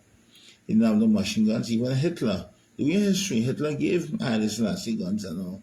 And Haile Selassie, being Haile Selassie, this godly man, you accepting ammunition from Hitler, a devil like Hitler, who killed so many millions of his own people. A lot of people don't even know that Hitler was a Jew too. He was killing his own people. Hitler was a Jew. He also belonged to the Masonic lodge, a lodge called the Thule. Right? Thule, yeah? If you think you don't know what I'm talking about, let me show you a little picture here. I shouldn't really do this, but I'll just show you still. It don't matter to me. I'm an old man now. This is when I was younger. All right? That's me. Freemasonic regalia. That's me. Ain't got no dread, no nothing. My hair black. Master's degree. Master's degree right there. There's some grandmasters around me here with those chains. Alright? Alright? And this is me right here. Alright? I like to know everything. Alright, that's me right there. Right? And I was still a 12 tribe of Israel. I joined 12 tribe of Israel 40 something years ago. Still a member of the 12 tribe of Israel, Rastafari and and you know what I'm saying? And you know, but I also know the Masonic world. I was born into it. Right? It's knowledge. It's all knowledge. You know, it's all knowledge. Okay, so I'm giving you the knowledge. I'm giving you some knowledge. I'm not over talking the knowledge though. I'm just giving you some of the knowledge. Here is when Mandela became a knight. Let's go see. This is some serious stuff.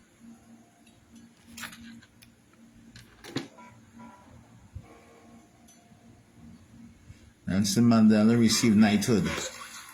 Special historic happy occasion. It is my privilege to place around your neck the badge of knighthood to claim you the mantle of our own. See, that's the same thing that Haile Selassie is in, the same organization called the Freemasons. Look what is going to happen here to Mandela now. It's only me can show you these things, man. You guys not researching nothing. Look, you remember this? You remember that symbol? Look what's going to happen here now. Boom! Freemasonic.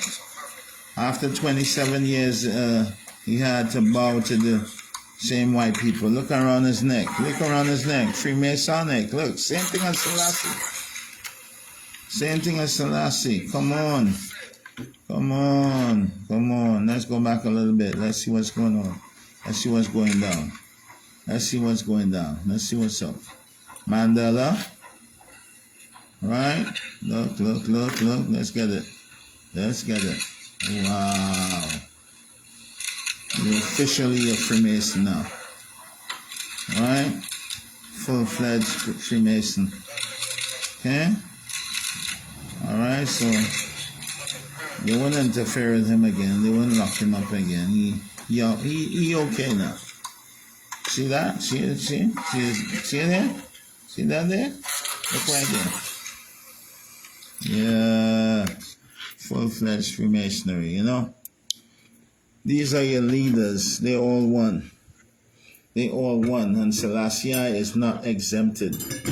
Selassie he's one. He's one of them. I wouldn't be surprised. I'm not gonna say it. But let me show you this ceremony here. I'm not gonna say it.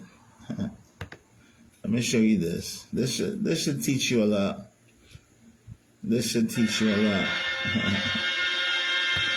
Yeah. Crowds at Windsor Castle were seen at the recent lying in state of Edward VIII, Duke of Windsor. This occasion, however, was the installation of 3 new knights of the Three Order new of the knights.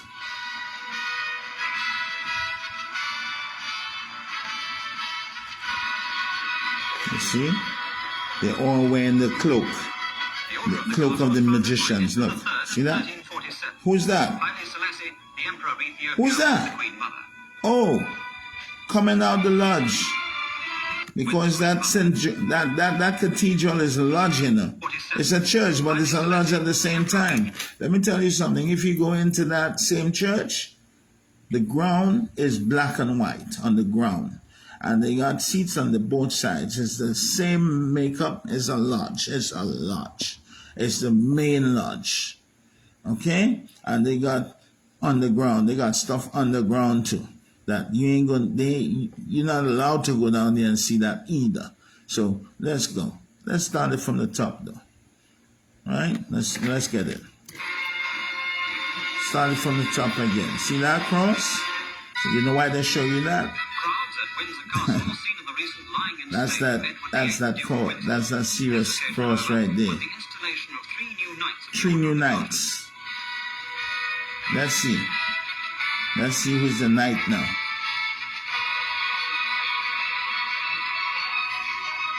What's that? The Order of the Garter was founded by Edward III in 1347. Haile Selassie, the Emperor of Ethiopia, with the Queen Mother. See?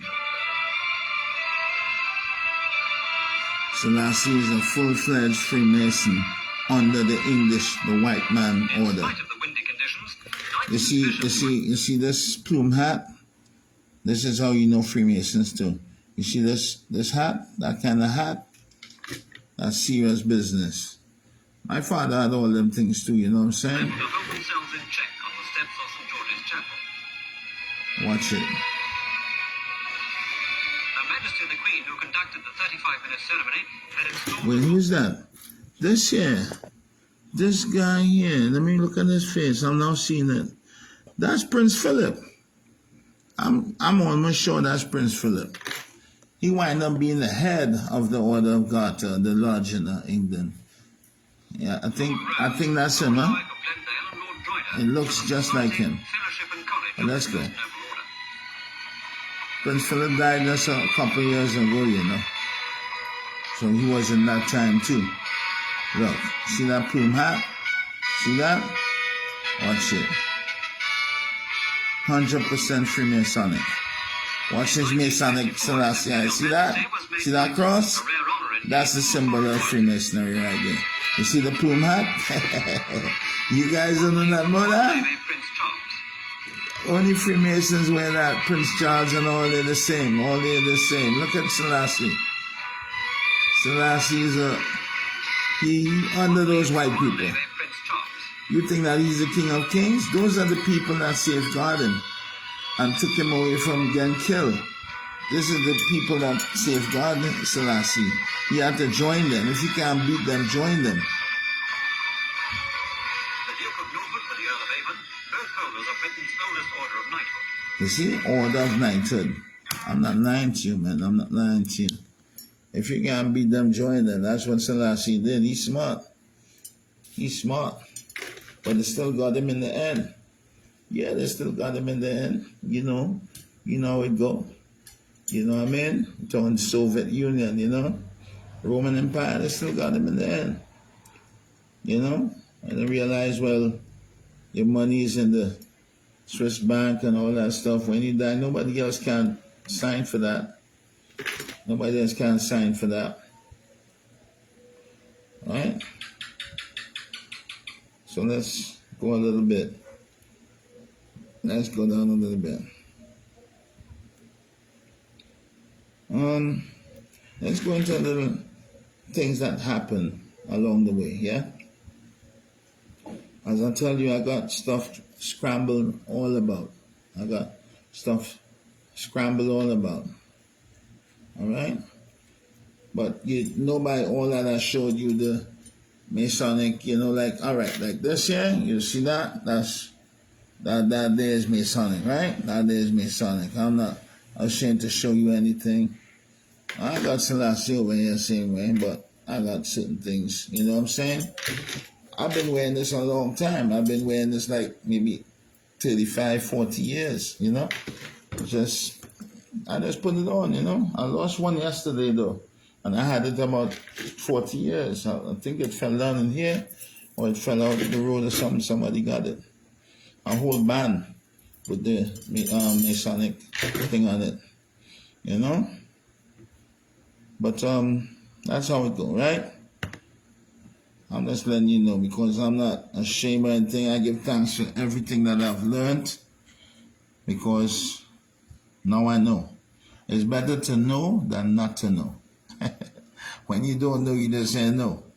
And you don't know, you go into these little churches and you go in there and you don't even know. You go into the Seventh-day Adventists, you go into the Jehovah's Witness, and you don't even know that all them little ushers and all them little people and the head of these churches, they're all Freemasons.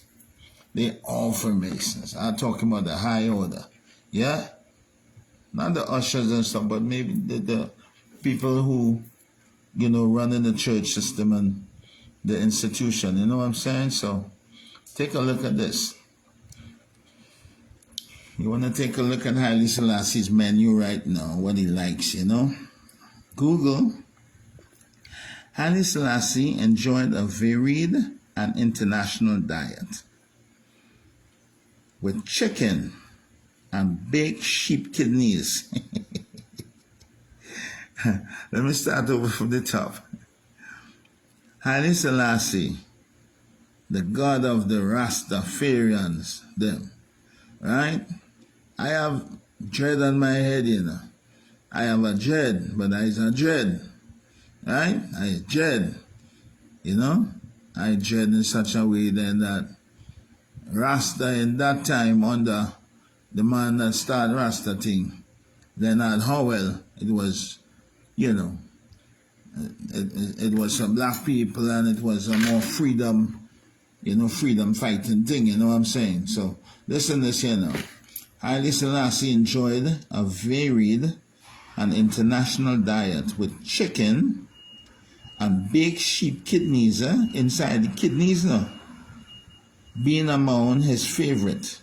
He also enjoyed breakfast items like porridge, cornflakes, egg, fall break, egg. Egg is actually a hen's periods. If you're eating eggs, like Haile Selassie, actually, egg is a hen's periods. So some people talking about protein and all that, eating the periods of a hen. Shut up. I don't want to hear nothing. I don't want to hear. I'm not fending for nobody, and I'm telling you the truth. All right? Eggs is as well as baked goods and other local Ethiopian dishes. I don't want to go on. They have more, right? So I'm just showing you then. Haile Selassie eat sheep kidneys, eggs, chicken. But if Haile Selassie is God, he's supposed to know that a chicken is a hybrid. It's not a real bird. He eat cows. You should know that cow is a hybrid too. They made cows. I mean, they made cows in a laboratory. you know, from the real cows, you know. You have real cows still, you know. You get them kind of horn cows in Ethiopia. You see, and those cows make a difference to those cows out here, you know. Yeah, you know, so how you supposed to know that them chickens and them is hybrids? I mean, you use God and you create everything. You're supposed to know that them chicken is hybrid. Let's go again. 1973. Let me see. Okay. So that was Haile Selassie's diet. Let me read it again. Haile Selassie enjoyed a varied international diet with chicken and baked sheep kidneys being among his favorite. He also enjoyed breakfast items like porridge, cornflakes. Eating cornflakes? Cornflakes is like you take cornmeal and you boil it for about 4, 5, 6 hours and it become high glycemic. In other words, it's just starch, and then you make these flakes out of it, like little plastic flakes out of it. That's what you call cornflakes. That's highly processed food. It's just starch, you know. I don't understand how Haile Selassie could eat cornflakes. And what he eat? Kellogg's cornflakes. I told you Haile Selassie is just a man. Look. He eating breakfast. Sheep kidneys are amongst his favorites. He eats sheep kidneys, being amongst his favorites. He also enjoyed breakfast items like porridge, cornflakes, eggs, and other baked goods, Ethiopian dishes and stuff. I don't want to go down. They got a whole little list there, you know. I don't want to go down in that list right now because I might not eat them thing I might eat fresh fruits and vegetables. If Haile Selassie want to eat it, so be it. If 12 tribe want to eat them thing there, oxtail and cow heel and all them thing there, so be it. I know the Bobo them don't eat them thing there. And I don't think that Naya Bingi and them eat them things there either, because I don't eat no meat for almost 30 years now. I don't put no fish and chicken and thing in my mouth. I don't put no animal. I don't kill no animal and thing. We have cows out there. We have cows right out there, so you feel me? I will kill the cow. Look my dog there. My dog. A pit bull inside the house here right now. Look him lie down right there, so I one of them there. You know? You feel me? I go eat my dog. A Chinese go eat their dog though. let me go on, man. I'll wait to see this, yeah? Let's be real, man. Let's be real. Haile Selassie is just a man, right? Keep that in mind. Look at this. He was enjoying himself. In 1973, during the Wallo, is Wallo? I'm not seeing it. I'm looking. Yeah. Wollo famine in Ethiopia, Emperor Haile Selassie celebrated his 80th birthday with a lavish party, reportedly spending millions of dollars while people were starving. Right? The contrast between the emperor's extravagant celebration and the widespread famine fueled discontent and contributed to his eventual downfall. You understand what going there? You understand what going there? All right, let me find another part there, so concerning that. So Haile Selassie celebrated his 80th birthday, you know, and it was really lavish and thing, you know. He spent like 35 million. Let me get the right figure for you. I think I have the right figure here for you, man. 35 million, yo. Look at right here. Look at right here.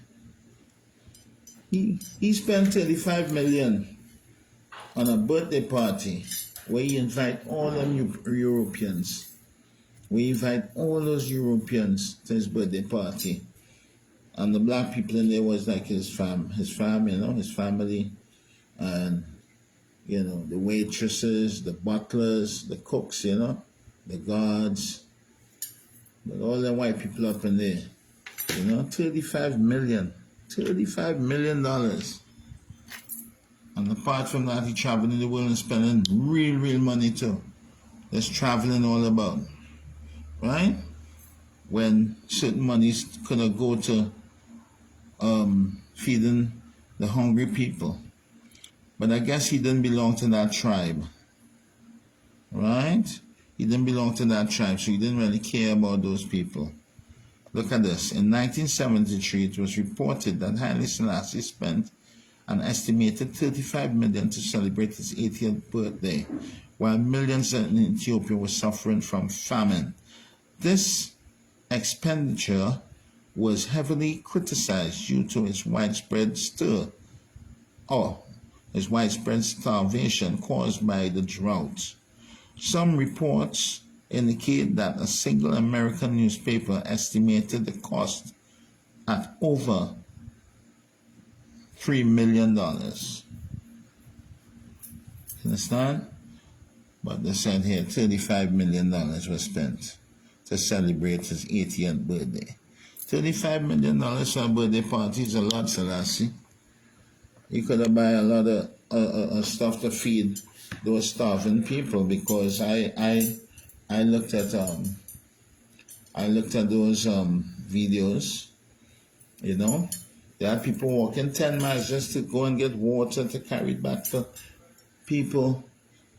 10 miles. Them woman used to walk 10 miles just to get some water from a little well to walk back and carry it back. And you spending $35 million on your birthday? No, man. You're supposed to be having a plane go down there with all kind of water and grain and rice and peas and basic things that people could work with, and let them feel themselves. Because when I look at them babies, man, I see they have flies all over their face. They're not even dusting off the flies. Because let me tell you something.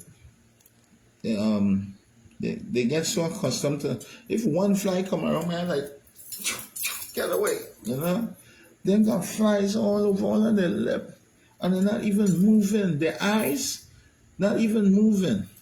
They're like this, waiting to die. All his ribs. All his ribs. Come on, Selassie. You could do better than that, man.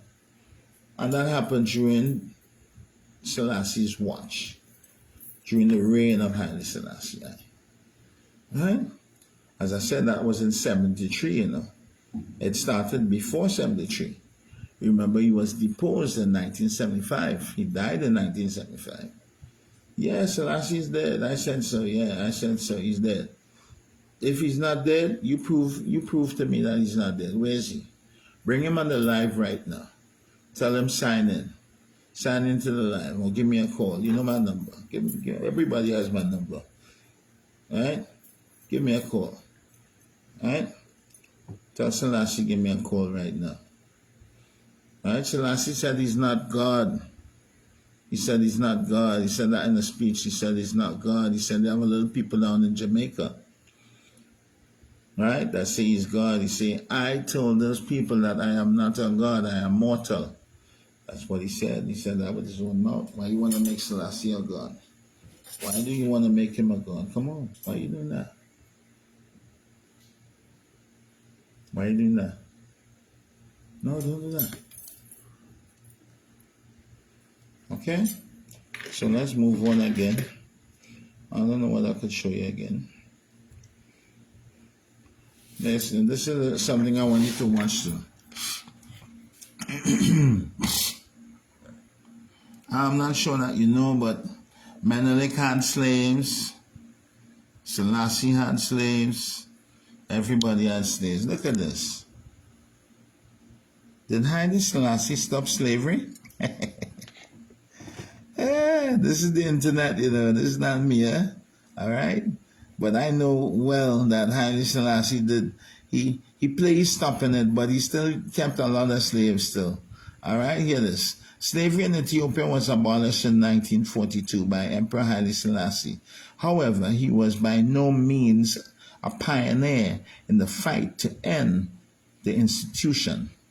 He admitted to this in his autobiography, in which he credits his predecessors for the attempts to take on the institution of slavery. So he credits his predecessors to take on the institution of slavery. And so I'm saying then, this God, Haile Selassie, he encouraged slavery. Right? If you read that again, right, just pause it. Where I put it right now, just pause it and you read it for yourself. Haile Selassie encouraged slavery. But according to the writings that I read too, the English people told him to, look, get rid of your slaves. Time to get rid of that. It's not the time for that. And Selassie said, nah, I'm not getting rid of my slaves, boy. I'll get rid of some. I ain't get rid of all. You know? All right? Let me show you something else here now.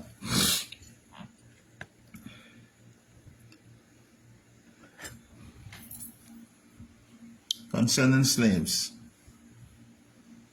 Yes, there was a slave ship named Jesus of Lubeck.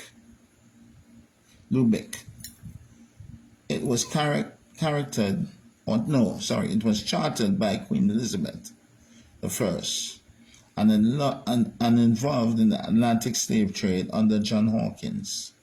The ship was one of several used in voyages to West Africa and to the West Indies in 1568. 1568. So this actually started before the King James Bible came out, because King James came out with his thing in 1611. So during the last of these voyages, the Jesus of Lubeck, and when you observe the name, the name of the first slave ship. The first slave ship was called Jesus. Was disabled and captured by Spanish forces following a battle at the coast of Mexico. Jesus of Lubeck.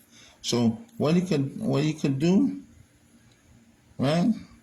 What you say here, the Jesus of Lubeck, that's the ship, was not the only slave ship involved in the transatlantic slave trade. The ship White Lion, they have another one called White Lion. Yo, I'm telling you, man, these people are evil as shit. And you know, in the Bible, actually telling you, slaves, let me see if I could find it by the time. Let's know.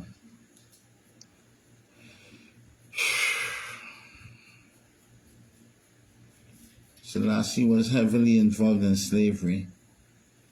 Huh? Imagine that. Look at what Marcus Garvey said about slavery, about Haile Selassie. Look at this. Marcus Garvey, the same one is born Marcus, and he celebrates his birthday and one said Rastafari. I think well, Marcus Garvey wasn't so Rastafari, you know. Let me show you why. Marcus Garvey was unimpressed after he fled, that's Selassie, after he fled Ethiopia in 1936, fled to England, you know, he stayed in Bath, England. He ran from the war. So let's read it again. Marcus Garvey was unimpressed after he fled Ethiopia in 1936, following the invasion of Benito Mussolini, who was a fascist dictator, right? Troops a year earlier, describing Haile Selassie as a coward. So the famous Marcus Garvey was describing Haile Selassie as a coward. Haile Selassie was a coward. So Haile Selassie wasn't the Lion of Judah. Haile Selassie was the running Lion of Judah. And calling him out, right? He was calling him out for the terrors of slavery. See that? Marcus Garvey was calling out Haile Selassie for the terrors of slavery. Right? The practice was not outlawed in Ethiopia until 1942. You see that? You see that? And this is BBC, yeah? This is on BBC, Marcus Garvey, this BBC on the internet, eh? So it's not coming from me. I don't know if you're reading what kind of man Selassie is. Selassie is a man has slaves working for him. Slaves don't get paid. Slaves work 12, 15 hours and don't get paid in a jet. You understand what I'm saying? No pay. See what I deal with. It's serious. Look what your Bible now. You always say that the Bible is God's word. Always say that it's God's word. Then look what God telling you in the Bible. Now this is 1 Peter 2:18. Servants, you must obey your masters and always show respect to them. Do this. Do not only do do this not only to those who are kind and thoughtful, but also to those who are cruel. You see that? 1 Peter 2:18, King James Version, you know. Servants, you must obey your slave masters. So the Bible telling you to obey your slave masters? You know if the Bible telling you obey the slave masters, you know that wasn't written by us, the African people. We will never write and say, obey your slave masters. You understand what I'm saying? We never do that. You understand what I'm saying? Right? Let me read it again. Servants, obey. 1 Peter 2, chapter 2, verse 18, Queen James Version. Because King James was a funny guy, you know, as a fish, right? So, servants, you must obey your slave masters and always show respect to them. Let's go on to another one. Ephesians, let's zoom it in a little bit. Look what Ephesians saying. This is your God Bible, you know, this is your Bible coming from God in Ephesians chapter 6, verse 5 to 8. Slaves, obey your earthly masters. Wow. Slaves, obey your earthly masters. Imagine your Bible and your God telling you, slaves, there's the God of the Bible telling you this crap. No, I can't deal with that, brother. Too much of I feel, the kind of things my African people go through. These white people putting this shit in this book talking about slaves obey your master. Your master beating you and all kind of thing, and how you working all that and you no pay and feeding you and you gonna obey him? No. Raping your mother, killing you, raping your sister, raping your mother, killing your brother, Come on. Slaves, obey your earthly masters with respect and fear, and with sincerity of heart, just as you would obey Christ. You see what they're telling you? Slaves, obey your earthly masters with respect and fear, and with sincerity of heart, just as you would obey Christ. So you know the people them that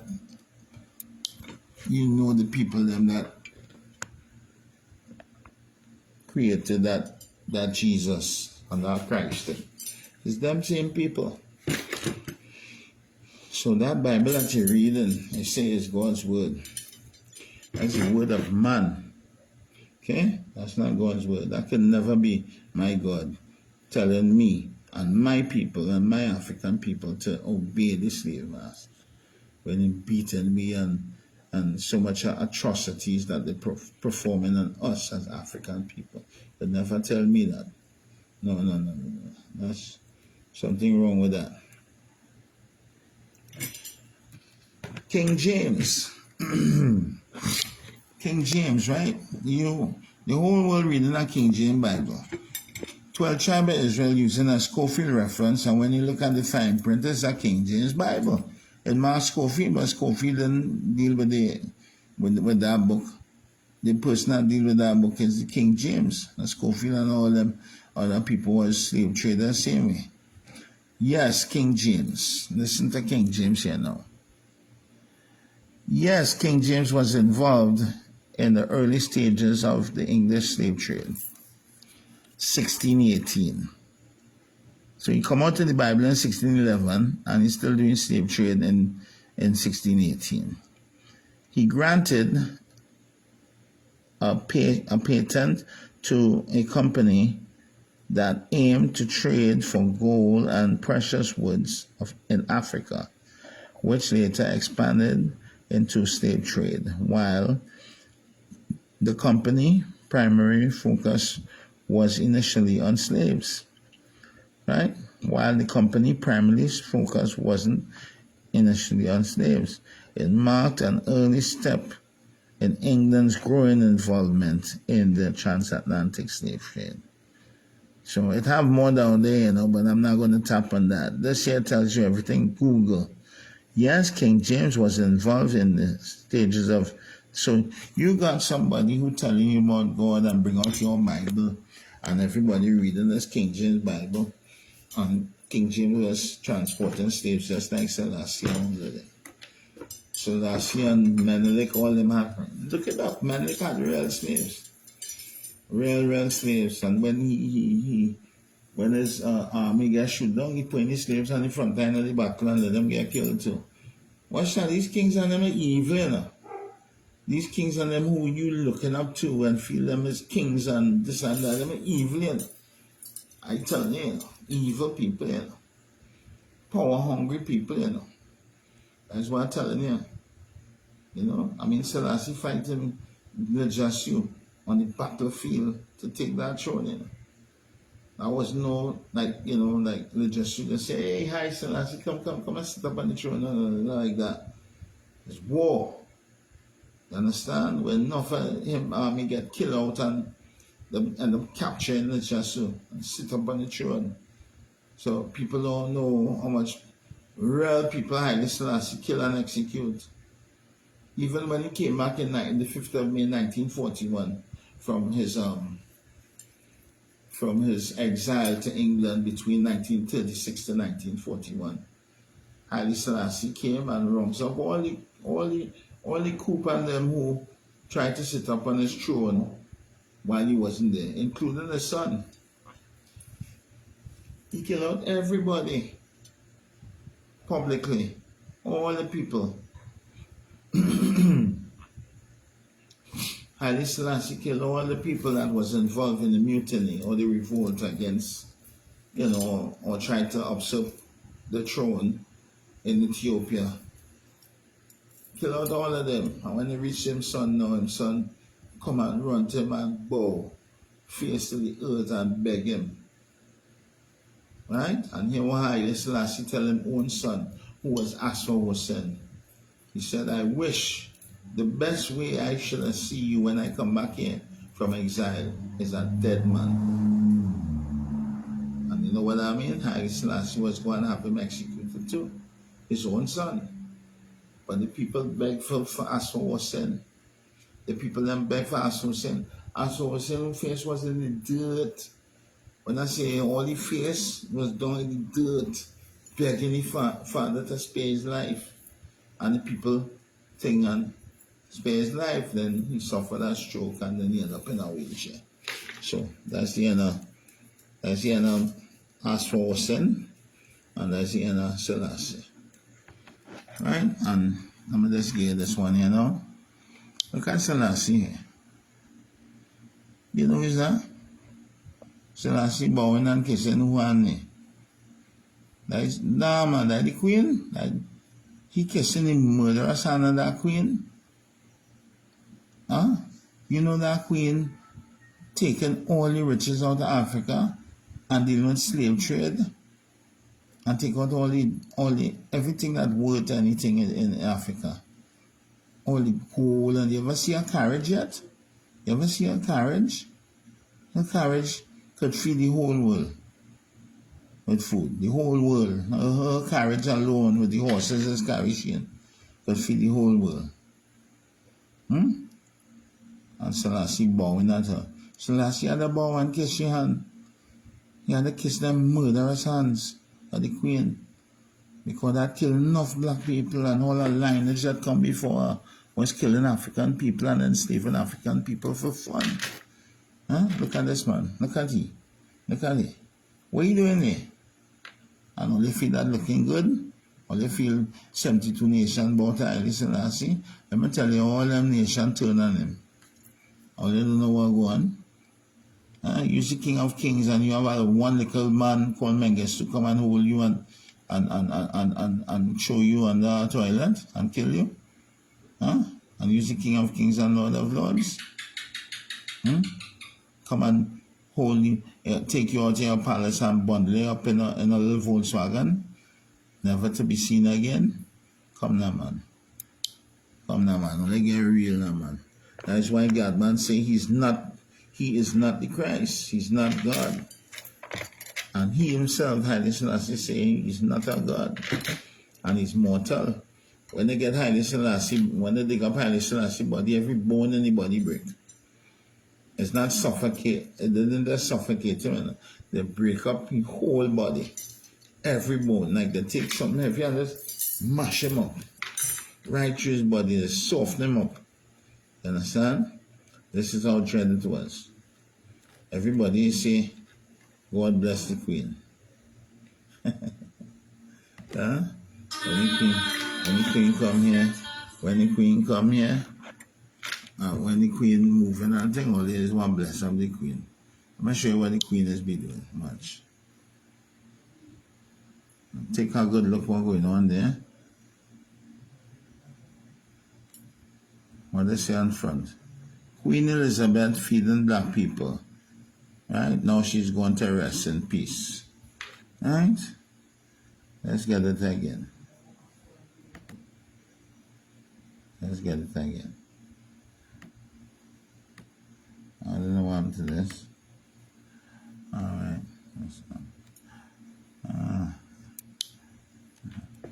I think freeze on me a little bit. Let me just bring him back, yeah? Alright. I'm going to just show you. Replay.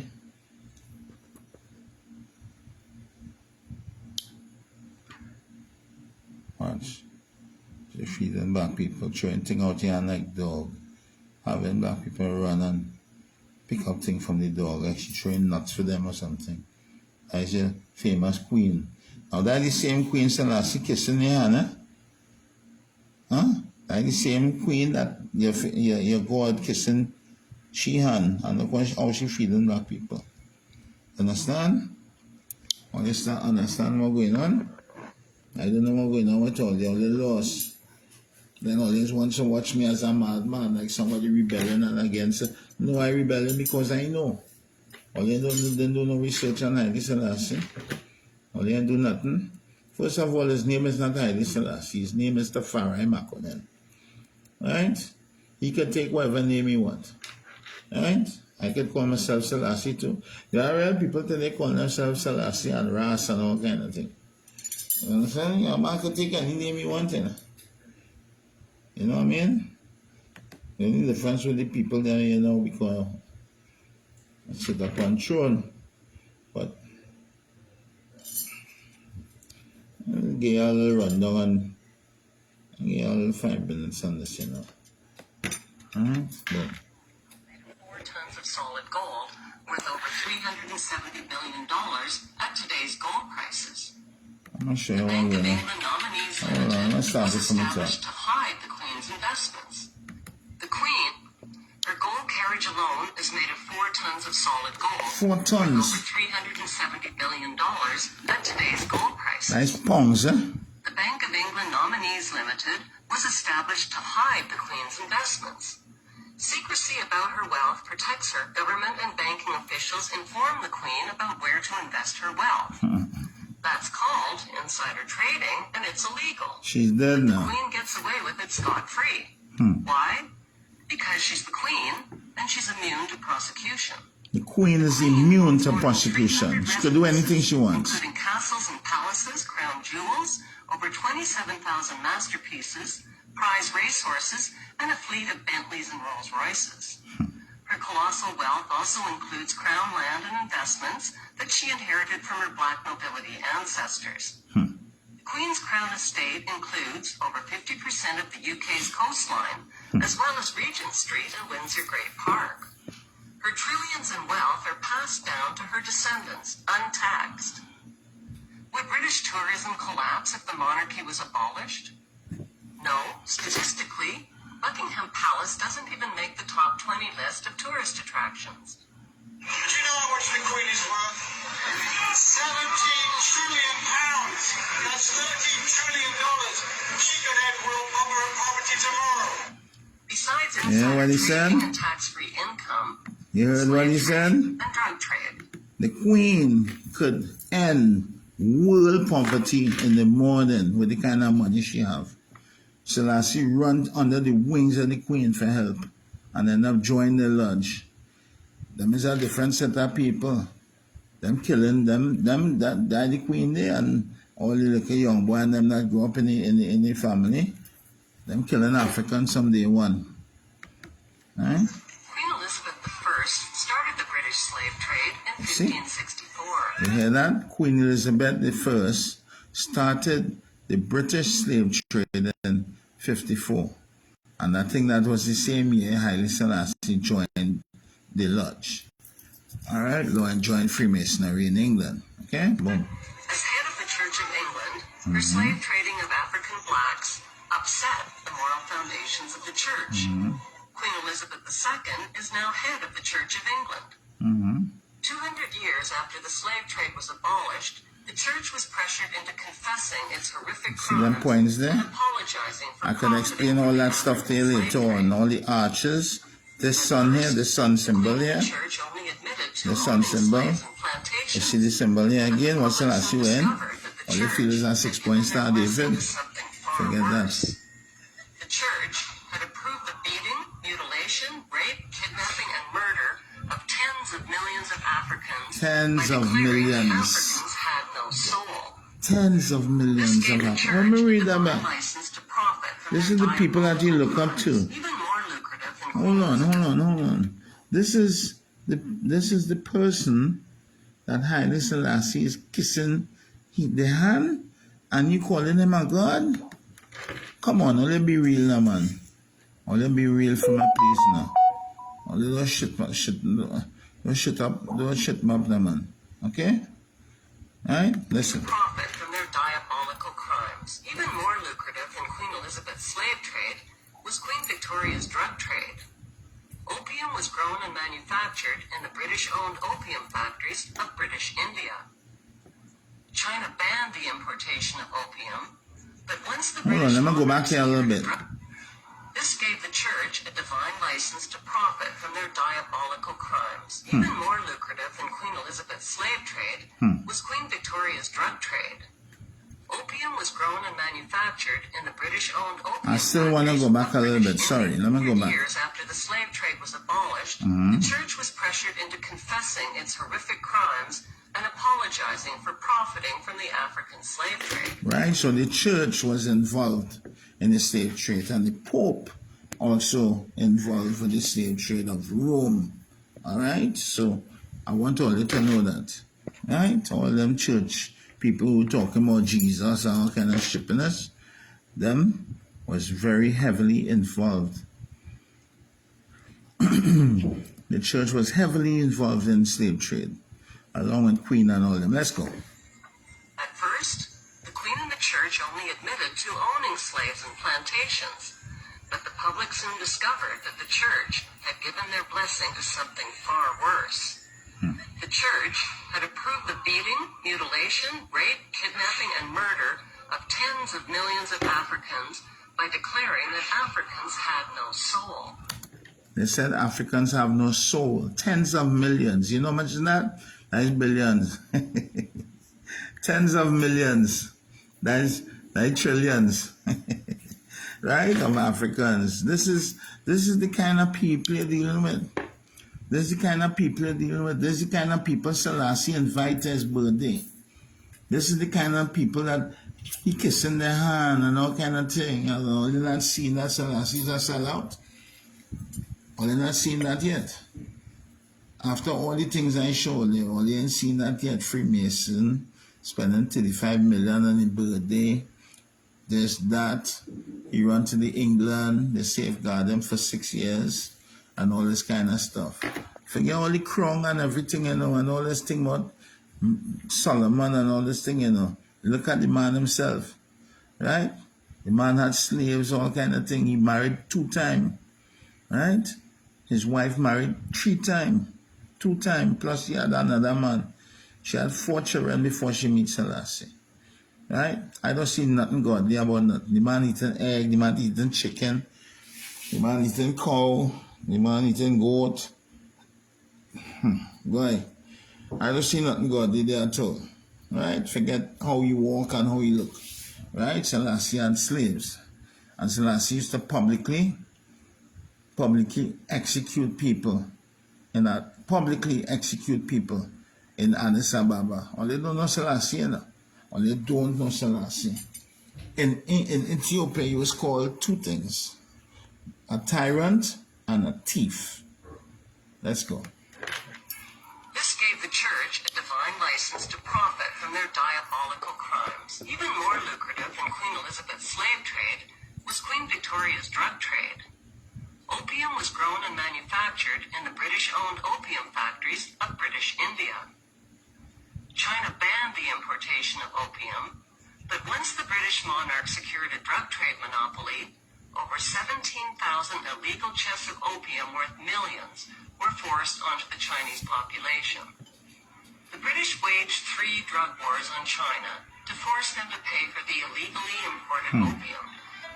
China's emperor didn't stand a chance against the British East India Company gunboats and Royal Navy. The British destroyed, plundered, looted, and raped their way along the coast of China until there was nothing left to loot or plunder. On August 29, just mash up China, you know. the Treaty of Nanking forced the Chinese government to pay £15 million to the British merchants to open up its ports to opium trade and to cede Hong Kong to the British. This was the ugly origin of Hong Kong's 155 years as a stolen British Crown colony. There are people who believe that they have a God-given right to rule over others. They believe that their outward appearance That's the head of the English royals. Remember, the English royals is not Queen Elizabeth, you know. It's Saxon Gotha Coburg. That's the name, you know. Gotha Saxon Coburg, you know. That's the name, you know. Right? Rothschilds. It's German. They're German. The English royals, they're German. Let's go. They harbor selfish ambitions to be rich and to have power over what they describe as common people. They lie, cheat, steal, strangle, stab, and slash their way to power. They believe that their actual willpower, what the British occultist Aleister Crowley described as the will of Thelema, the will must be obeyed. Literally millions of people have been slaughtered at the behest of the royal lust for war. And thousands of people have been assassinated so that demonic dukes and killer queens can reign supreme. Alright? Understand? Queen. Her gold carriage alone is made of 4 tons of solid gold. Alright? Ease up off the queen here now, man. She too evil, she like a bomb hearted. See it? So, the queen do all these things. Kill real black people and thing, and Selassie kissing she and Selassie bow and kissing she. You see that picture all you see there that they're showing you where Selassie bow, the queen bow to Selassie, and the man was on the side, and see that is Prince Philip and the Queen. That wasn't Prince Philip and the Queen there, no. That's, I think, the Duke of Gloucester, because Prince Philip, you see the satchel that they wear in here? Prince Philip does not wear his satchel on this side. The level that he's on, he wears on the right side. That man who bowing there, right, is not Prince Philip, and the woman have a back turn. You don't know who it is, but that is the wife of the Duke of Gloucester. All right, so let me clear that up one time. So they say, oh, the queen bow to, the queen never bowed to Haile Selassie. Never. Right? You understand? She go bow to somebody that begging her for help. Help, queen, help. I'm coming by you. Please safeguard me under your wings. I have to leave here. Mussolini with them will kill me. You run. He went and cried to the League of Nations too, talking about God and the future will remember you this day and all kind of thing, trying to prophesy something. He couldn't even prophesy for his own life. When Mengistu come and capture him in his palace there, in his Jubilee Palace, and take him away and then return him back and bury him under his own toilet. Huh? He couldn't even prophesy for his own life. He's just a man. That's what I'm telling you, all this stop this kind of thing. I bring the reality to all this. I don't want to go there.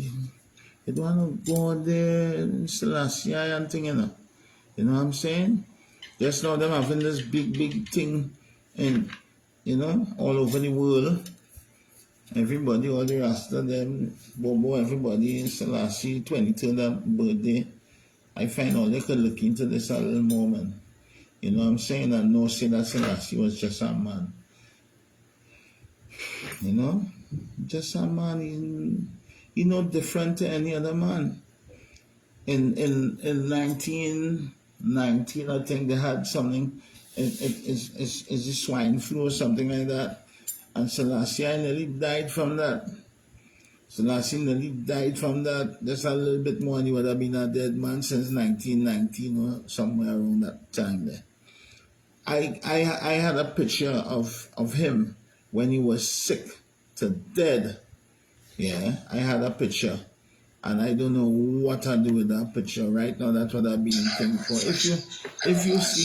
If you see that picture with Haile Selassie, right? It's no different than to a piper you will see today. You understand what I'm saying? I'm telling you, no different to a piper, like a guy that's smoking crack. All here was bone, all here seen the man cheekbone, man red to death, I'm telling you. I saw that, I had them pictures. I don't know what I did with it. Maybe with the traveling and stuff, I lose plenty things, you know, traveling, you know. Yeah, traveling here and there and leave things with people and never went back for it and all kind of thing, you know, because I couldn't travel all traveling back and forth from Canada to New York, this, that, the other. You know what I'm saying? So, you know what I'm saying? But I'm telling you the truth. Selassie didn't look good at all. He looked like a piper or a guy or a crack fiend, you know? Yeah. That was when it had the epidemic in Ethiopia. Right? So let me show you this now. This is a serious little doc here now. I will look at it, huh? Right? Because you might see this, I will check this out. Boom. Hyperinflation paralyzed Selassie's government with support from the Soviet Union, the Derg, a committee of low-ranking military. You see? The Derg supported Mengistu. And today you have Abraham Torre and the Soviet Union supporting Abraham Torre with Putin, Russia. Same Soviet Union guy, man. Same people. As the same people that overthrow Haile Selassie, right? It's the same people that supporting the Abraham Torre today. That's why I tell you I don't trust him. The world trusts him, I don't trust him. Right? I don't trust that guy at all. They set up that guy to do all these good works in front of everybody. When they're ready, he'll show you all the good works just now. Right? Then make sure you know, say you get that from me first. Let's go. Watch this.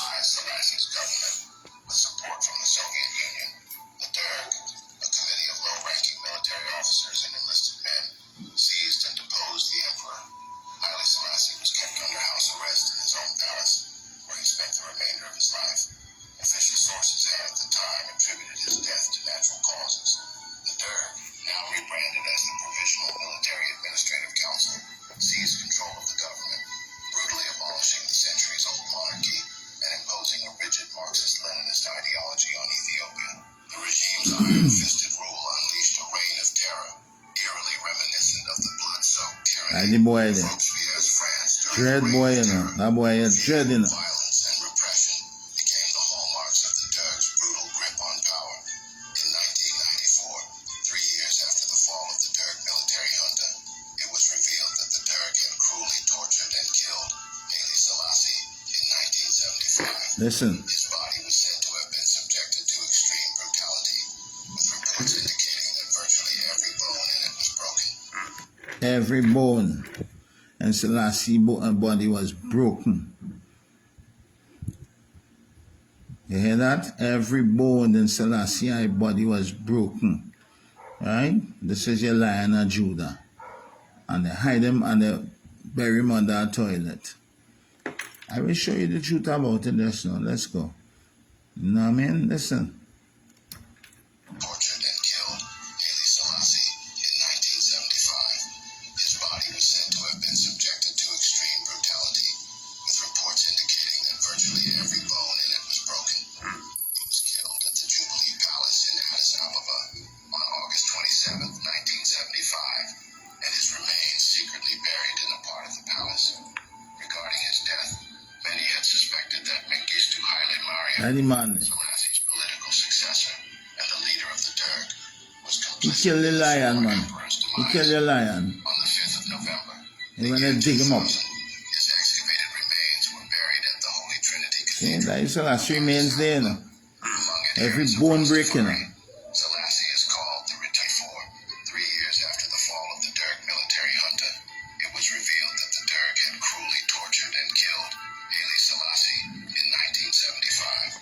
His body was said to have been subjected to extreme brutality, with reports indicating that virtually every bone in it was broken. He was killed at the Jubilee Palace in Addis Ababa on August 27th. Listen, I'm playing it again. Listen. Remains secretly buried in Look, the look. palace. Regarding his death, many had suspected that Mengistu Haile Mariam, Selassie's political successor and the leader of the Derg, was complicit in the former emperor's demise. On the 5th of November, the year 2000, his excavated remains were buried at the Holy Trinity What's Cathedral it? in Addis Ababa. Daddy boy. Among adherents of Rastafari. Alright, so as a dead lion we dealing with. As a dead lion on a prison. I tell you, you see that Bible have your brainwash. The man that the people that bring out the Bible is the same white people that enslave you. Alright, and they show you then that King James and them, they find another way to capture the minds of us African people, you know. It's through that book called the Bible, you know. You know, like you buy a new gun, right? Boom. Them give you a book in the box, you know.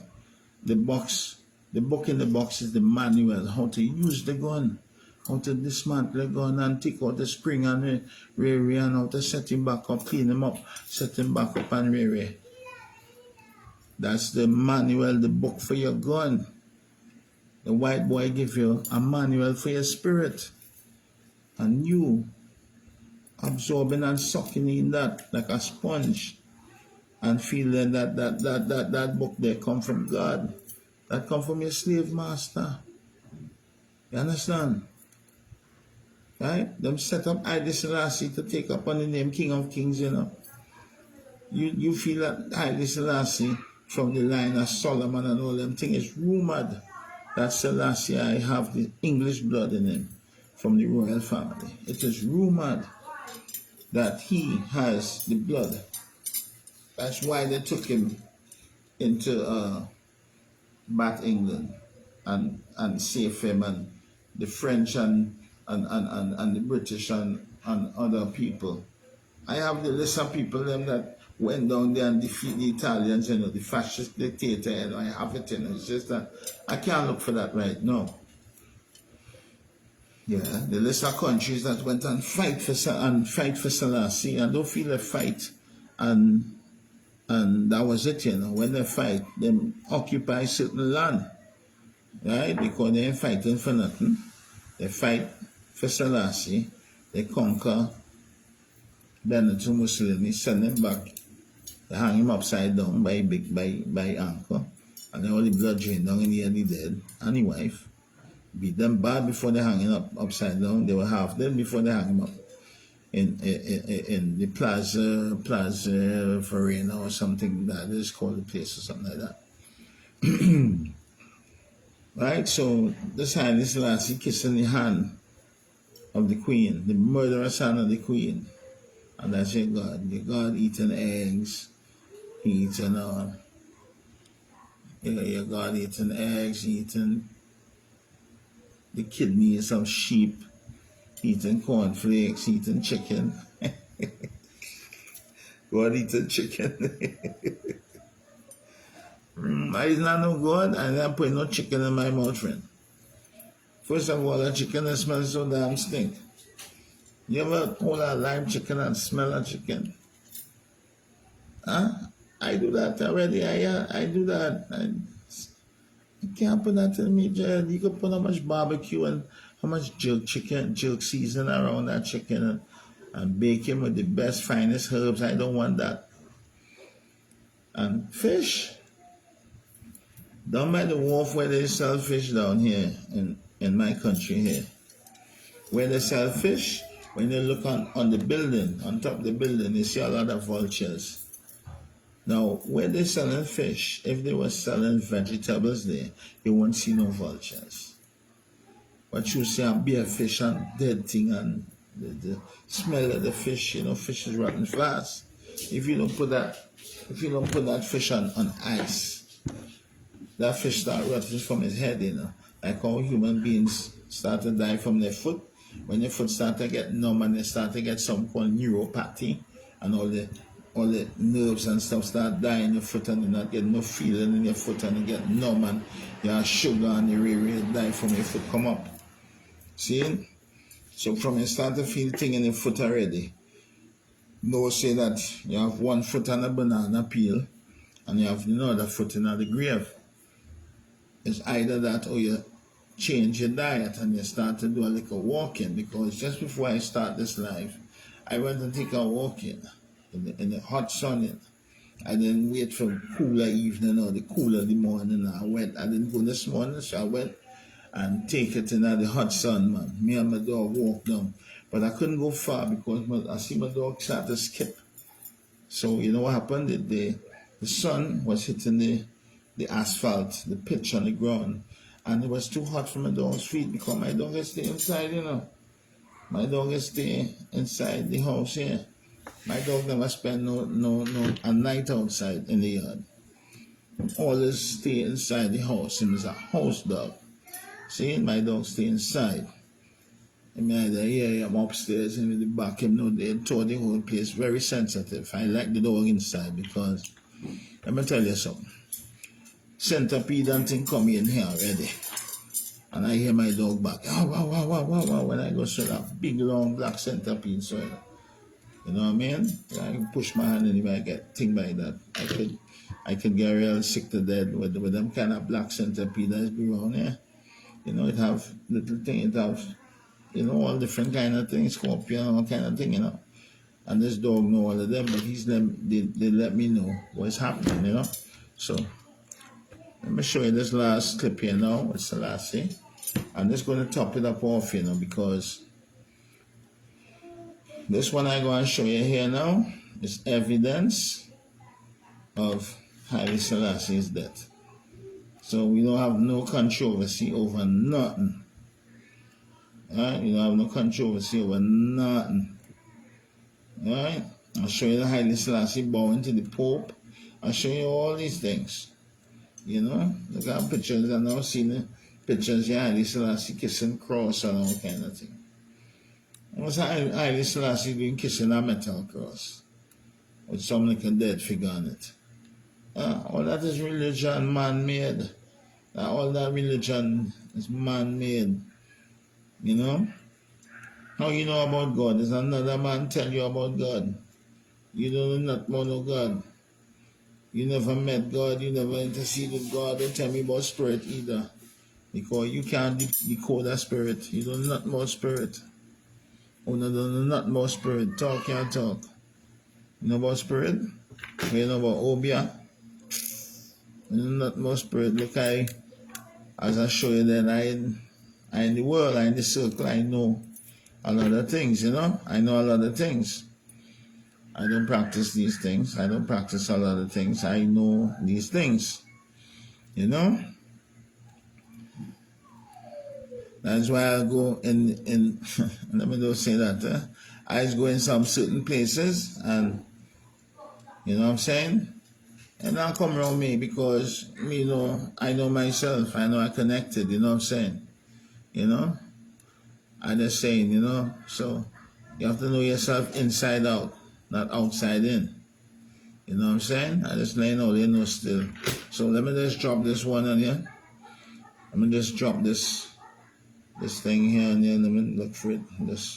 So it's scattered all about. Using one hand here to, you know what I'm saying? Look for it and you will see that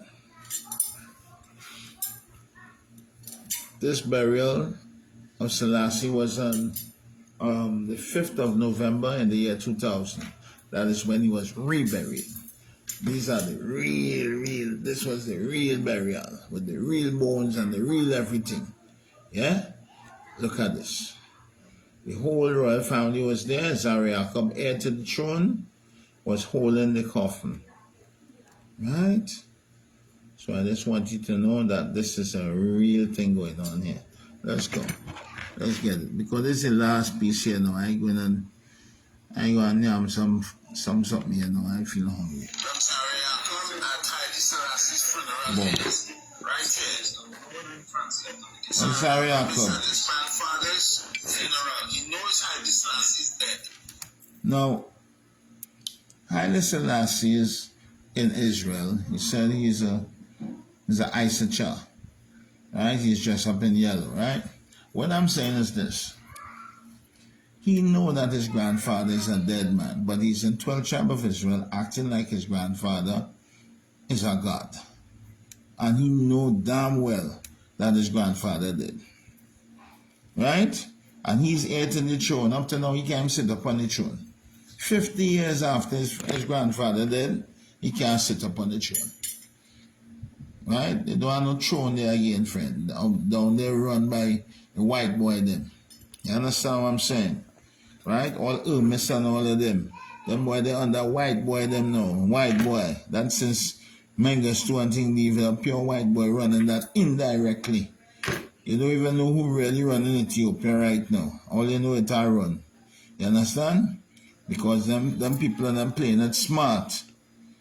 But them have some serious things going on in Ethiopia right now. And them say in your Bible that Israel shall never remain without a king nor a prophet. Well, trust me. You know, right now you don't have no king and the prophet dead. Vernon Carrington dead and they don't have no king either. So that Bible falls short of what it's saying right now. They don't have no king and no prophet in no Israel. And really and truly, this lineage that you call it Israel right now is not really the people them who wrote the book or, you know, Ethiopia adopted Christianity. You understand what I'm saying? In the 4th century, and they received the Bible in the 5th century. All right, so they adopted it from the white people. So the real people, them. That's why Enoch had to go to Jerusalem because they didn't have the knowledge in Ethiopia yet. He had to go to Jerusalem according to the story. You may remember, it's just an allegory, it's a story. The Ethiopian had to go to Jerusalem where the real Jews them there. You know what I'm saying? And on his way back now, and get the knowledge, seen from Philip and stuff like that. Right? But Philip is an incarnated name. Right? Because it never had nobody named Philip in them time there. You know what I'm saying? They don't have nobody named Matthew, Mark, Luke, John, James, Peter, Paul. Them is incarnated names. You know his incarnated name? Let me tell you how his incarnated name. They got some bones, right? And just imagine that you put some flesh on the bones. then they put some skin on the bones, then they give it a name. And underneath that person that it is made, you put a history. You can make up any history you want, right? And feed it to the people for the next 200 years. And then it will be believed on as truth. That's how you get an incarnated name. So all these names, Matthew, Mark, Luke, John, James, Peter, Paul, Timothy, Esther, Ezra, Jeremiah, Nehemiah, Obadiah, and all these names, these people never really lived. These people never really lived, right? And if they lived, show me the burial grounds. Because I can show you the burial grounds of all them pharaohs and them down in Egypt. And they lived long before them people in the Bible. They lived long before the people in the Bible. Yeah. You know? They lived long before the people in the Bible. And you could still dig up Tutankhamun, you could Nefertiti, you could look up and dig up all the kings' names and stuff chiseled out in stone. That's why my ancestors in Egypt chiseled out these things in stone. But the white man come and demonized Egypt and took all the knowledge from Egypt. When you say Father, Son, and Holy Spirit, you're really saying Isis, Horus, and Set. But Isis, Horus, and Set in Egypt was really Father, Son, and Mother. You know what I'm saying? Which is complete. But the white man take it now and say Father, Son, and a ghost. So you don't have no mother. And two Batiman. Father, Son, and ghost. Yeah, two Batiman and a ghost. Anyway, let me just go on with this, yeah? Because me a sign out now. Seeing? Me a sign out. Seeing? Respect same way. Seeing? And only go and worship this dead man this month. Alright, so. Now, let me explain something before I go through, yeah? As I say, I joined 12 tribe about 40-something years, right? Right now, I'm 59 years old. I don't have no ailments, I don't have nothing. I'm seeing good, everything working good. My girl is 38 years old. I got a little bit and I'll be 60 years old. You know what I'm saying? So everything had to be working good at it. You know what I'm saying? My eyes, you saw how I was reading. I don't wear glasses. I read fine prints. Look, this is milk thistle with dandelion, right? And behind you got the ingredients and some fine writing and stuff like that. I don't need no glasses and all that kind of shit.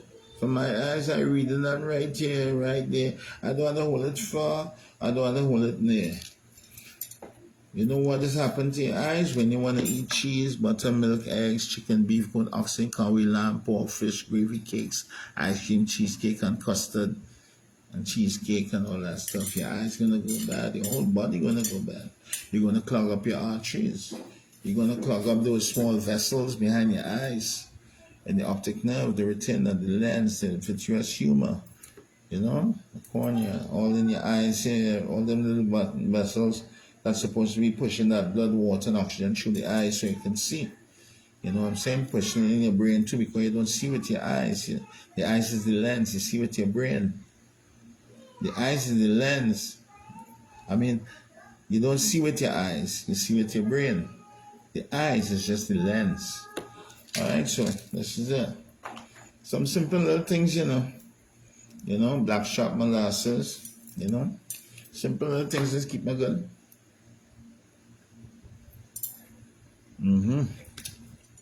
Black sharp molasses. Some little things around. I have all the patterns, you know. Remember the herb, man, I have all the herbs in the backyard. Lemongrass, soursop, coconut. I have bananas there, 100% take our bananas right there, right now. No salt, no chemicals, nothing. These bananas, man, every time you're hungry, just pull a banana or two and eat. And I'm right there. This here, that's pink salt. Celtic pink salt. This has so much trace minerals you don't know. Just get a little pinch of this, see? This pinch salt, pink salt. I'll put it on now. That opens up the cells and accept the good nutrients from the food and stuff like that. It does a lot for you. You get a lot of energy from that salt. The salt that you be buying in the grocery, that's called iodized salt. That's not sea salt. That is not even rock salt. I don't know what kind of salt that is.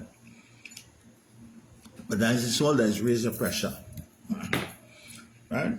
I have sea moss there. And the sea moss what I have is real sea moss. Yeah, real thing I have. Real thing I tell you, man. Oh, man. I ain't gonna bother with that. Real thing. Right? So, let's take in the last chapter here. This is the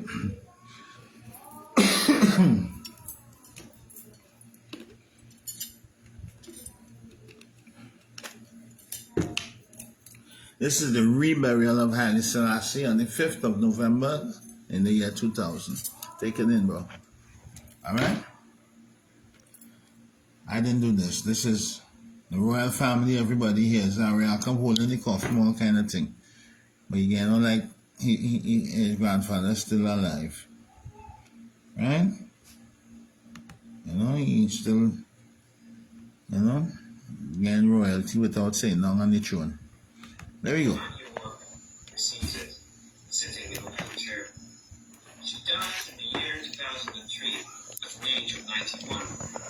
She will be buried here too. I'm sorry, Jacob at Haile Selassie's funeral here. Right here. Sorry, Jacob is at his grandfather's funeral. He knows Haile Selassie is dead. Okay? Alright? Hold on. Sorry, Jacob is carrying the coffin here. In the back. You see him in the back there? Sorry, Jacob, let right in. I see him there. Hold on. Alright. I will show you Sorry, Jacob here at Selassie funeral, which is Tafari Makonnen funeral. Because Selassie is just a title. That's not his name. His name is Tafari Makonnen. Look, Sorry, Jacob right Sorry, here. I'll come right in, holding the box. Right? And You holding the box. Playing that Haile Selassie is still alive. Right? And you well know his grandfather is dead. Okay? Look.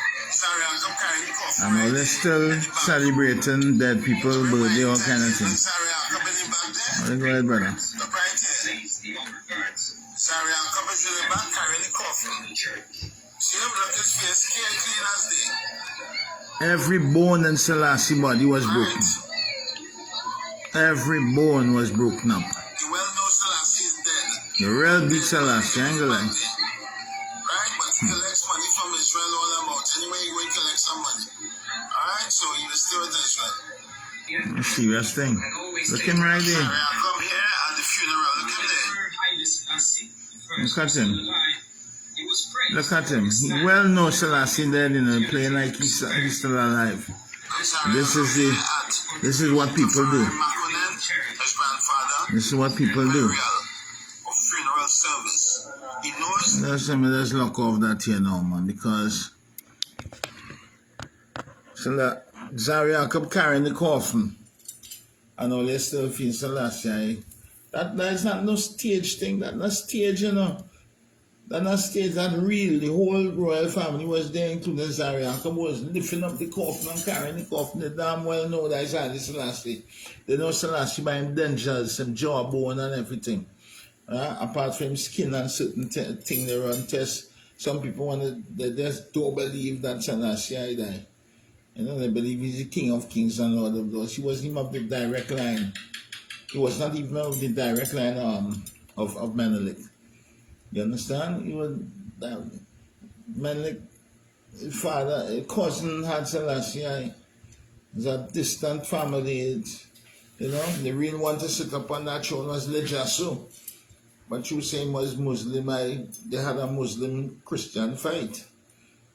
I mean, I know that, whatever they did, but that's how it go. Right, so that's the end of it, you know. That's the end of it. I think I show you all enough to know then that if you know if you're in search of a God, you're still in search of a God. Because Selassie is a dead man. Selassie said he is mortal. That means that he will die. Right? So if you're in search of a God, you're still in search of a God. Right? And I'll tell you something too. If what I say, you know, if what I say affects you in any way, well, you can cry about it. Yeah, you can go and cry about it. Yeah.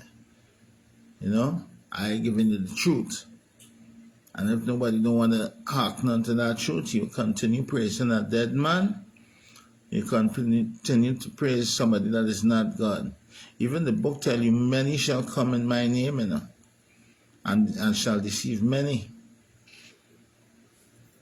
Even in the same book there, I know the white man write the book, but they're showing you still that the devil shall deceive the whole world. You hear what they say? The devil shall deceive the whole world to me. I want and two little people like me saying what he's saying, you know. And you know, one or two little people like me telling you the truth, you know.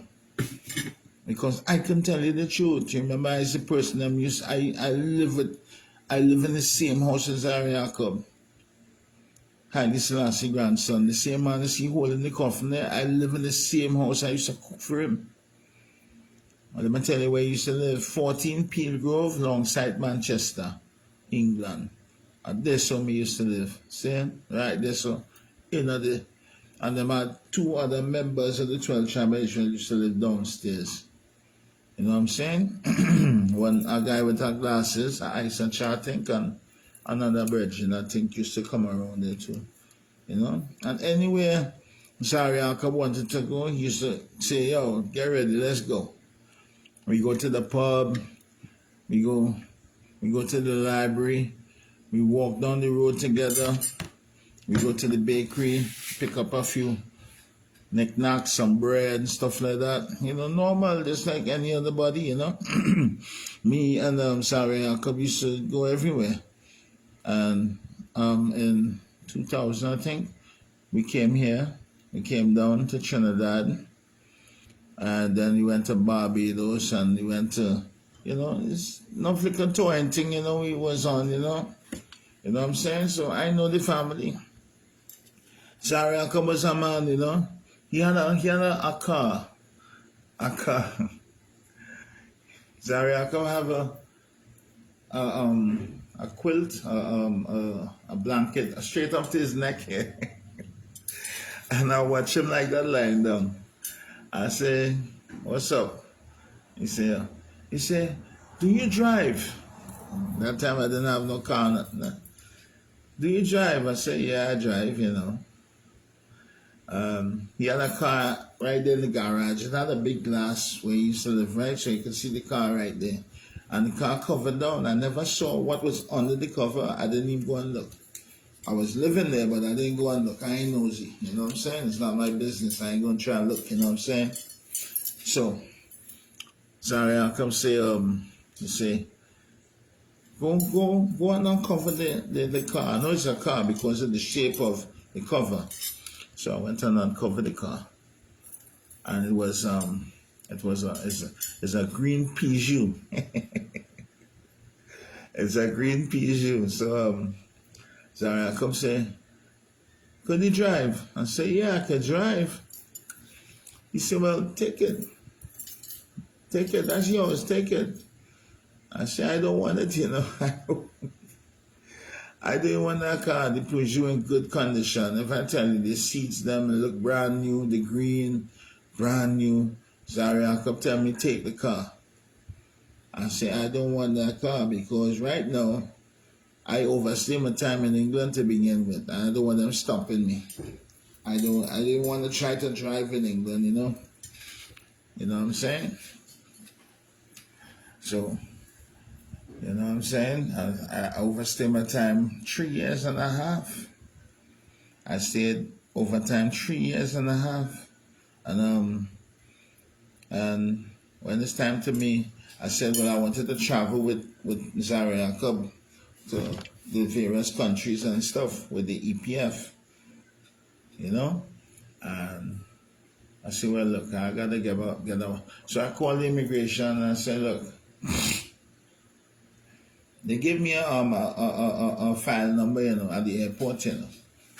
You know what I mean? Because they give me a certain time and I overstay big time. So I called the file number. I had the file number written in the back of my passport. And when I called the airport, they put me on an extension number, and I got in contact with a person called Mr. San. Mr. San. And Mr. San say, what's your problem? I said, well, my name is so and so and so and so, and I came in so and so and so and so, and all they gave me a certain time and stuff. He said, all right, hold on. He said, what's your name again? And he looked me up. He said, yes, you overstayed your time. He said, so what's going on now?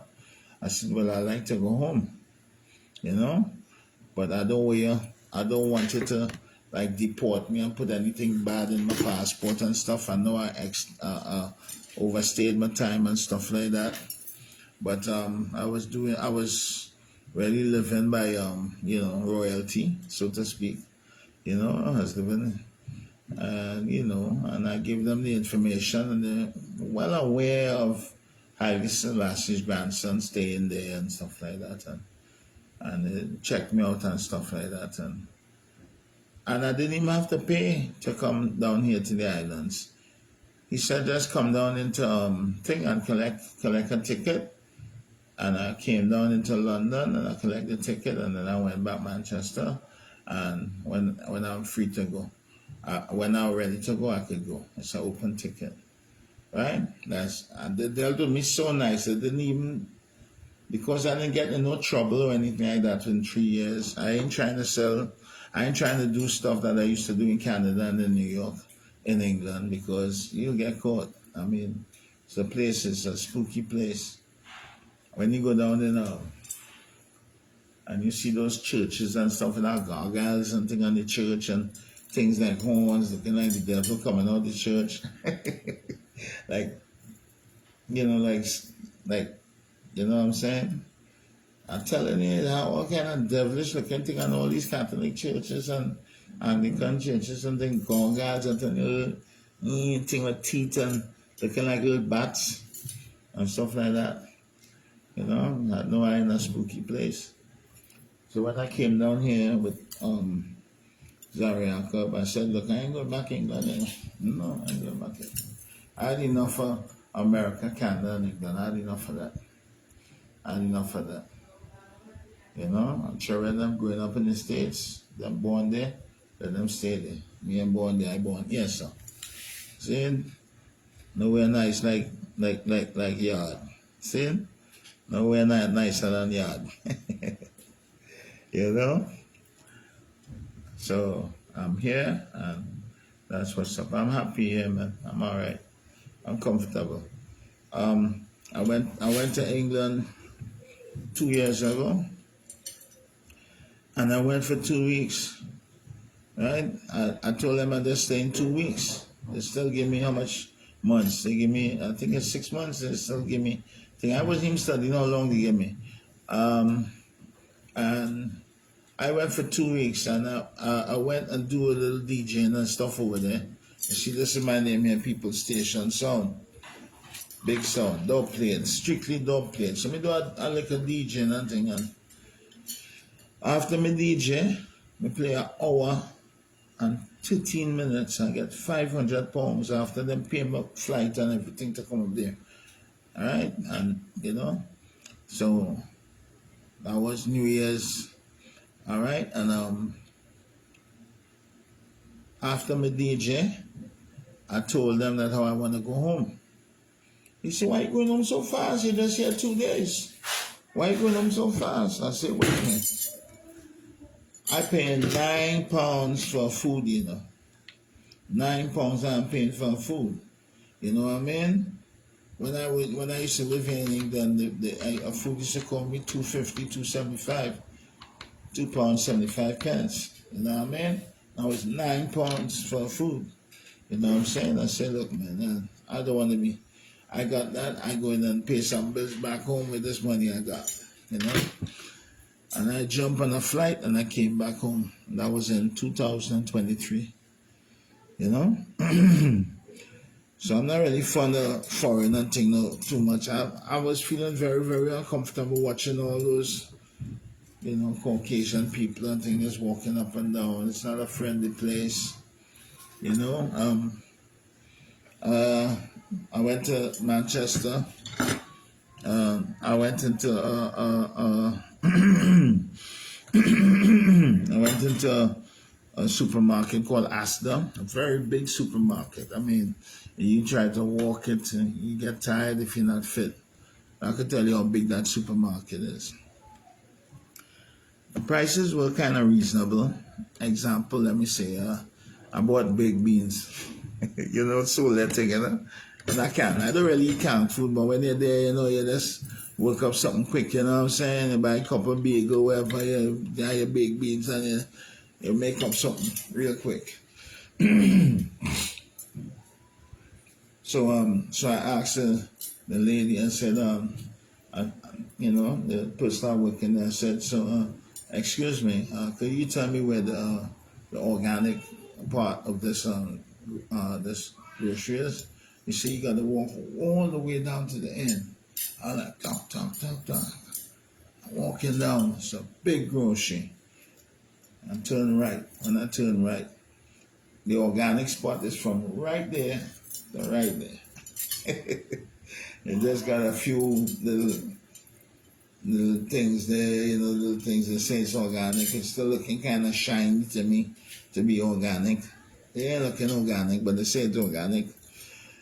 So I end up buying some of those things they call like collard greens and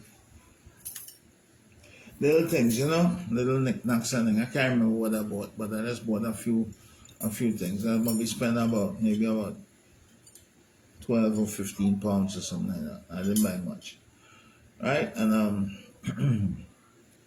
and when I was walking back home, police stopped me about a block away from the supermarket. Where I used to live, yeah, police stopped me. They checked me out. Right? And then let me go.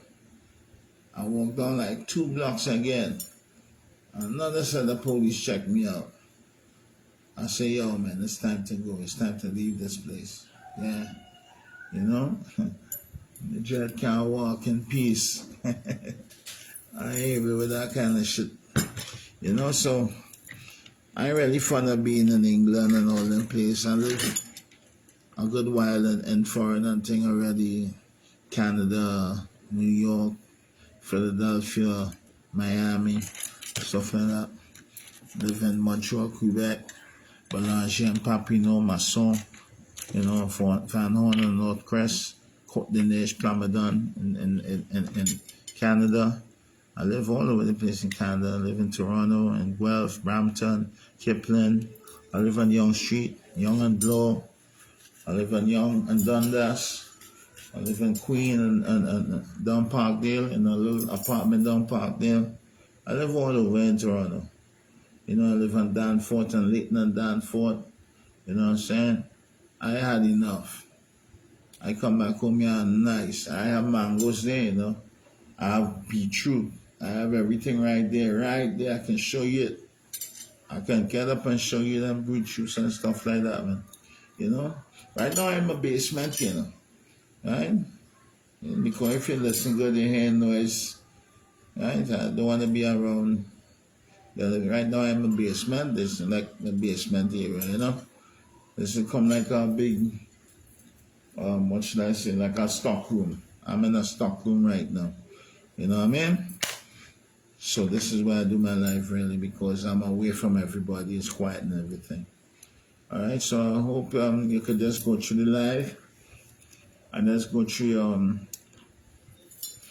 just do your research. I don't want you to really believe anything that I said. Just do your research. Please do your research. And don't be praising any leaders, you know. Don't be praising no earthly leaders, because you won't have the ability to know when you're being deceived, you know. Don't praise no earthly leaders, because you will no longer have the ability to know when you are being deceived. Check. Peace out. If you got a problem with all the stuff that I did on the live, you can cry about it. Get your Kleenex, get your wet ones, and cry about it. All right? I told you the truth. Reuben.